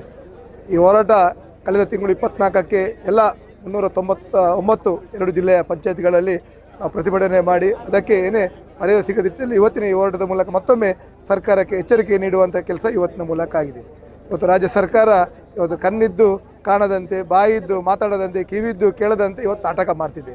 ಬಹುಶಃ ಒಂದು ರೀತಿಯಲ್ಲಿ ನಮ್ಮ 2 ಜಿಲ್ಲೆ ಇವತ್ತು ಹಿಂದುತ್ವದ ಪರವಾಗಿ, ನಮ್ಮ ಪಕ್ಷದ ಪರವಾಗಿರೋ ಜಿಲ್ಲೆಯ ರೀತಿಯಲ್ಲಿ ನೇರವಾಗಿ ಇವತ್ತು ನಿರ್ಲಕ್ಷ್ಯಕ್ಕೆ ಒಳಪಟ್ಟಂಥ ಜಿಲ್ಲೆ ಆಗಿದೆ. ಅದರಿಂದಾಗಿ ಈ ಒಂದು ಪ್ರತಿಭಟನೆ ಮೂಲಕ ಜನಸಾಮಾನ್ಯರ ಈ ಸಮಸ್ಯೆಗಳಿಗೆ ಸ್ಪಂದನೆ ನೀಡದಿದ್ದಲ್ಲಿ ಖಂಡಿತವಾಗಿಯೂ ನಾವು ದೊಡ್ಡ ರೀತಿಯಲ್ಲಿ ಹೋರಾಟ ಮಾಡುವ ಮೂಲಕ ಮುಂದಿನ ಅಧಿವೇಶನದೊಳಗೆ ಪರಿಹಾರ ಕಂಡುಹಿಡುಕುವಂಥ ಕೆಲಸ ಸರ್ಕಾರ ಮಾಡಬೇಕು. ಮಾಡದಿದ್ದಲ್ಲಿ ನಾವು ಯಾವ ರೀತಿ ಹೋರಾಟದ ಮೂಲಕ ಜನರಿಗೆ ನ್ಯಾಯ ಕೊಡುವಂಥ ಕೆಲಸ ನಮ್ಮ ಭಾರತೀಯ ಜನತಾ ಪಾರ್ಟಿ ಮೂಲಕ ನಾವು ಮಾಡಲಿಕ್ಕೆ ಬದ್ಧರಿದ್ದೇವೆ. ಇವತ್ತಿನ ಈ ಕಾರ್ಯಕ್ರಮವು ಕೂಡ ಒಂದು ಒಳ್ಳೆ ರೀತಿಯಲ್ಲಿ ಮಳೆಯ ಕೂಡ ನಮಗೆ ಆಶೀರ್ವಾದ ಮಾಡಿ. ಅದರ ಅರ್ಥ ಏನಂತ ಹೇಳಿದರೆ, ಇಡೀ ಕಳೆದ 1-2 ತಿಂಗಳಲ್ಲಿ ವರುಣನ ಯಾವ ರೀತಿ ಆರ್ಭಟಿತ್ತು ನಮಗೆಲ್ಲರಿಗೂ ಗೊತ್ತುಂಟು. ವರುಣನಿಗೆ ಕೂಡ ಗೊತ್ತುಂಟು ಉಡುಪಿ ಜಿಲ್ಲಾ ಜನರು ಸಮಸ್ಯೆಯಲ್ಲಿದ್ದಾರೆ ಅಂತ. ಅದರಿಂದಾಗಿ ಇವತ್ತು ಮಳೆಯೂ ಕೂಡ ನಮಗೆ ಅದಕ್ಕೆ ಒಂದು ವಿರಾಮ ಕೊಡುವ ಮೂಲಕ ನಮ್ಮ ಈ ಹೋರಾಟಕ್ಕೆ ಬೆಂಬಲ ಕೊಟ್ಟಿದೆ ಅಂತ ಹೇಳಿದರೆ ನಮ್ಮೊಟ್ಟಿಗೆ ದೇವರಿದ್ದಾರೆ ಎಂಬುದನ್ನು ಅದು ಸಾಬೀತಾಗಿದೆ. ಅದರಿಂದಾಗಿ ಈ ನವೀನ್ ಶೆಟ್ಟಿ ಇರ್ಬೋದು, ನಮ್ಮ ಹಿಂದುಳಿದ ವರ್ಗದ ವಿಜಯ್ ಕುಮಾರ್ ಇರ್ಬೋದು, ಜಿಲ್ಲೆಯ ಎಲ್ಲ ಶಾಸಕರು ಇದಕ್ಕೆ ಸಹಕಾರ ಮಾಡಿ ಇದು ಮಾಡಿದರೆ ಮುಂದಿನ ದಿನಗಳಲ್ಲಿ ಕೆಂಪು ಕಲ್ಲು ಇರ್ಬೋದು, ವೈದ್ಯ ಸಮಸ್ಯೆಗಳಿರ್ಬೋದು, ನಮ್ಮ ಉಡುಪಿ ನಗರ ಪ್ರಾಧಿಕಾರದ ಸಮಸ್ಯೆಗಳಿರ್ಬೋದು, ಭಾಳಷ್ಟು ಮೆಸ್ಕಾಮಿನ ಸಮಸ್ಯೆಗಳ ವಿರುದ್ಧ ಕೂಡ ದೊಡ್ಡ ಧ್ವನಿಯ ರೀತಿಯಾಗಿ ಜನರಿಗೆ ನ್ಯಾಯ ಕೊಡುವಂಥ ಕೆಲಸ ನಮ್ಮ ಜಿಲ್ಲೆಯ ಮೂಲಕ ನಾವು ಮಾಡ್ತೇವೆ. ಭಾರತೀಯ ಜನತಾ ಪಾರ್ಟಿ ಉಡುಪಿ ಜಿಲ್ಲೆಯ ವತಿಯಿಂದ ಹಿಂದುಳಿದ ವರ್ಗಗಳ ಮೋರ್ಚಾ ಉಡುಪಿ ಜಿಲ್ಲೆಯ ನೇತೃತ್ವದಲ್ಲಿ ಇವತ್ತು ಬೃಹತ್ ಪ್ರತಿಭಟನೆ ಉಡುಪಿ ಜಿಲ್ಲಾಧಿಕಾರಿ ಮುಂದೆ ಆಗಿದೆ. ಇದರ ಉದ್ದೇಶ ಏನು ಕೇಳಿದರೆ, ಹಿಂದೊಮ್ಮೆ ಕಾಂಗ್ರೆಸ್ ಸರ್ಕಾರ ಇದ್ದಾಗ ಇಂದಿರಾ ಗಾಂಧಿ ಆಳ್ವಿಕೆ ಮಾಡುವಂಥ ಸಂದರ್ಭದಲ್ಲಿ ಒಂದು ತುರ್ತು ಪರಿಸ್ಥಿತಿಯನ್ನು ತಂದಿರುವಂಥದ್ದು ನಮ್ಮ ದೇಶದ ಇತಿಹಾಸ, ಕರಾಳ ಇತಿಹಾಸ. ಆ ಸಂದರ್ಭದಲ್ಲಿ ಎಲ್ಲ ನಾಯಕರನ್ನು ಬಂದಿ ಮಾಡಿದ್ದಾರೆ, ಎಲ್ಲ ಮಾಧ್ಯಮಗಳನ್ನು ಹಿಡಿತದಲ್ಲಿ ಇಟ್ಟುಕೊಂಡಿದ್ದಾರೆ, ದೇಶವನ್ನೇ ಹಿಡಿತದಲ್ಲಿ ಇಟ್ಟುಕೊಂಡು ಆಳ್ವಿಕೆ ಮಾಡಿರುವಂಥದ್ದು ಗೊತ್ತಿದೆ. ಅದೇ ರೀತಿಯಲ್ಲಿ ಈಗ ಕರ್ನಾಟಕದ ನಮ್ಮ ಮುಖ್ಯಮಂತ್ರಿ ಸಿದ್ದರಾಮಯ್ಯ ಅವರು ನಮ್ಮ ರಾಜ್ಯವನ್ನು ತುರ್ತು ಪರಿಸ್ಥಿತಿಗೆ ದೂಡುವಂತಹ ಸನ್ನಿವೇಶ ಕಾಣ್ತಾ ಇದೆ. ಇದು ಯಾಕೆ ಕೇಳಿದರೆ, ಯಾರೊಬ್ಬ ಪಾಪದವನು, ಒಬ್ಬ ಬಡವ ತನ್ನ ಒಂದು ತುಂಡು ಭೂಮಿಯಲ್ಲಿ ಒಂದು 5 ಸೆನ್ಸ್ ಇರ್ಬೋದು, 8 ಸೆನ್ಸ್ ಇರ್ಬೋದು, 10 ಸೆನ್ಸ್ ಜಾಗದಲ್ಲಿ ಮನೆ ಮಾಡಬೇಕು ಅನ್ನೋ ದೃಷ್ಟಿಯಿಂದ ಏಕನಿವೇಶನ ನಕ್ಷೆಯನ್ನು ಮಾಡಲಿಕ್ಕೆ ಹೋದಾಗ, 9/11 ಮಾಡಲಿಕ್ಕೆ ಹೋದಾಗ ಅವನಿಗೆ ಸಾಧ್ಯನೇ ಇಲ್ಲ ಅನ್ನೋ ಸ್ಥಿತಿಯಲ್ಲಿದೆ. ಮುಂಚೆ ಅದನ್ನು ಗ್ರಾಮ ಪಂಚಾಯತ್ ಲೆವೆಲಲ್ಲಿ ಮಾಡ್ತಾಯಿದ್ರು. ಈಗ ಕಳೆದ 1 ವರ್ಷದಿಂದ ಅದನ್ನು ಗ್ರಾಮ ಪಂಚಾಯತ್ನ ತೆಗೆದು ಈಗ DC ಕಚೇರಿಯ ಮುಂದೆ ಮಾಡ್ತಾ ಇರುವಂಥದ್ದು ಆಗ್ತಾ ಇದೆ ಪ್ರಾಧಿಕಾರದಲ್ಲಿ. ಆದ್ದರಿಂದ ಈಗ ತುಂಬ ಅವ್ಯವಹಾರಗಳು ನಡೀತಾ ಇದೆ. ಯಾರು ಕಚೇರಿಯಲ್ಲಿ ಸರಿಯಾದ ಇಂಜಿನಿಯರ್ ವ್ಯವಸ್ಥೆ ಇಲ್ಲ, D ಗ್ರೂಪ್ ಇಲ್ಲ, ವಾಹನದ ವ್ಯವಸ್ಥೆ ಇಲ್ಲ. ಯಾವುದೋ ಒಂದು ಬಾಡಿಗೆ ಕಾರ್ನ ಮುಖಾಂತರ ಇವರು ಈ ಇಂಜಿನಿಯರ್ ಹೋಗುವಂಥದ್ದನ್ನು ಮಾಡ್ತಾ ಇದ್ದಾರೆ. ಬಾಡಿಗೆ ಕಾರ್ನ ಡ್ರೈವರ್ ಅವನದ್ದೇ ಕಾರ್ಬಾರ್ ಮಾಡ್ತಾ ಇದ್ದಾನೆ, ಅವನು ಬಾಡಿಗೆ ಎಲ್ಲರ ಹತ್ರ ಬಾಡಿಗೆ ತಗೊಳ್ತಾ ಇದ್ದಾನೆ. ಆದ್ದರಿಂದ ಇದು ಸಮಸ್ಯೆ, ಜೀವಂತವಾಗಿರುವಂಥ ಸಮಸ್ಯೆಯನ್ನು ನಿಲ್ಲಿಸಬೇಕು ಅನ್ನೋ ದೃಷ್ಟಿಯಿಂದ ಪ್ರಾಧಿಕಾರದ ಮುಂದೆ ಇವತ್ತು ಪ್ರತಿಭಟನೆಯನ್ನು ನಾವು OBC ಮೋರ್ಚಾದ ವತಿಯಿಂದ ಎಲ್ಲ ಮಂಡಲಾಧ್ಯಕ್ಷರ ಸಹಕಾರದಿಂದ ಇವತ್ತು ಮಾಡಿರುವಂಥದ್ದು ಆಗಿದೆ ಎಲ್ಲ ಕಾರ್ಯಕರ್ತರ ಮುಖಾಂತರ. ಮುಂದಿನ ದಿನಗಳಲ್ಲಿ ಇದು ನಿಲ್ಲಿಲ್ಲ ಅಂತಾದರೆ, ಬಡವರಿಗೆ ಇದು ತೊಂದರೆ ಮತ್ತು ಉಲ್ಬಣ ಆಗ್ತಾ ಇದೆ ಅಂತಾದರೆ, ಮತ್ತೊಮ್ಮೆ ತುರ್ತು ಪರಿಸ್ಥಿತಿ ಎದುರಾಗಿ ಕಾಣುವ ಲಕ್ಷಣಗಳು ಕಂಡು ಬಂದರೆ ಖಂಡಿತವಾಗಿಯೂ ನಮ್ಮ ಮಾನ್ಯ ಜಿಲ್ಲಾಧಿಕಾರಿ ಅವರ ಜಿಲ್ಲಾಧ್ಯಕ್ಷ ಕುತ್ತಿಯಾರು ನವೀನ್ ಶೆಟ್ಟಿ ಅವರ ಮುಂದಾಳತ್ವದಲ್ಲಿ, ಸಂಸದರಾಗಿರುವಂಥ ಕೋಟಾ ಶ್ರೀನಿವಾಸ ಪೂಜಾರಿ ಅವರ ಮಾರ್ಗದರ್ಶನದಲ್ಲಿ, ನಮ್ಮ ಜಿಲ್ಲೆಯ ಎಲ್ಲ ಶಾಸಕರ ಒಂದು ನೇತೃತ್ವದಲ್ಲಿ ನಾವು ಬೃಹತ್ತಾಗಿರುವಂಥ ಮುತ್ತಿಗೆಯನ್ನು ಹಾಕ್ತೀವಿ ಈ ನಮ್ಮ ಪ್ರಾಧಿಕಾರಕ್ಕೆ. ಉಡುಪಿ ನಗರಾಭಿವೃದ್ಧಿ ಪ್ರಾಧಿಕಾರ ಇರ್ಬೋದು, ಕಾಪು ಇರ್ಬೋದು, ಕುಂದಾಪುರ ಇರ್ಬೋದು, ಕಾರ್ಕಳ ಎಲ್ಲ ಪ್ರಾಧಿಕಾರಿಗಳಿಗೆ ಅಲ್ಲಲ್ಲಿ ಕಾರ್ಯಕರ್ತರು ಮತ್ತು ಯಾರು ಫಲಾನುಭವಿಗಳಿದ್ದಾರೆ, ಸಂತ್ರಸ್ತರು ಯಾರಿದ್ದಾರೆ, ಖಂಡಿತವಾಗಿಯೂ ಮುತ್ತಿಗೆ ಹಾಕುವಂಥದ್ದು, ಬೀಗ ಜಡಿಯುವಂಥದ್ದು ಆಗ್ತದೆ. ಅದಕ್ಕೋಸ್ಕರ ಜಿಲ್ಲಾಧಿಕಾರಿಗಳ ಮುಖಾಂತರ ಇವತ್ತು ನಾವು ಮನವಿಯನ್ನು ಮಾಡಿದ್ದೀವಿ. ಈ ಮನವಿ ಯಶಸ್ವಿ ಆಗಲಿ ಅಂತ ಆಸೆಯನ್ನು ಇಟ್ಕೊಂಡಿದ್ದೀವಿ. ಒಂದು ವೇಳೆ ಆಗಿಲ್ಲ ಅಂತಾದರೆ ಎಲ್ಲರ ಪರವಾಗಿ ನಾವು ಬೀಗ ಜಡಿಯುವಂಥದ್ದನ್ನು ಮಾಡ್ತೀವಿ ಅನ್ನೋ ಈ ಸಂದರ್ಭದಲ್ಲಿ ಹೇಳಿಕೆ ಇಚ್ಛೆಪಡ್ತೀವಿ. ವಂದನೆಗಳು, ಧನ್ಯವಾದ. ಅತ್ಯಾಧುನಿಕ ಸುದ್ದಿ ಅಪ್ಡೇಟ್ಗಳು ಮತ್ತು ಮುಖ್ಯವಾದ ವಿಷಯಗಳನ್ನು ತಿಳಿಯಲು NP ನ್ಯೂಸ್ ಯೂಟ್ಯೂಬ್ ಚಾನಲ್ ಅನ್ನು ಸಬ್ಸ್ಕ್ರೈಬ್ ಮಾಡಿ.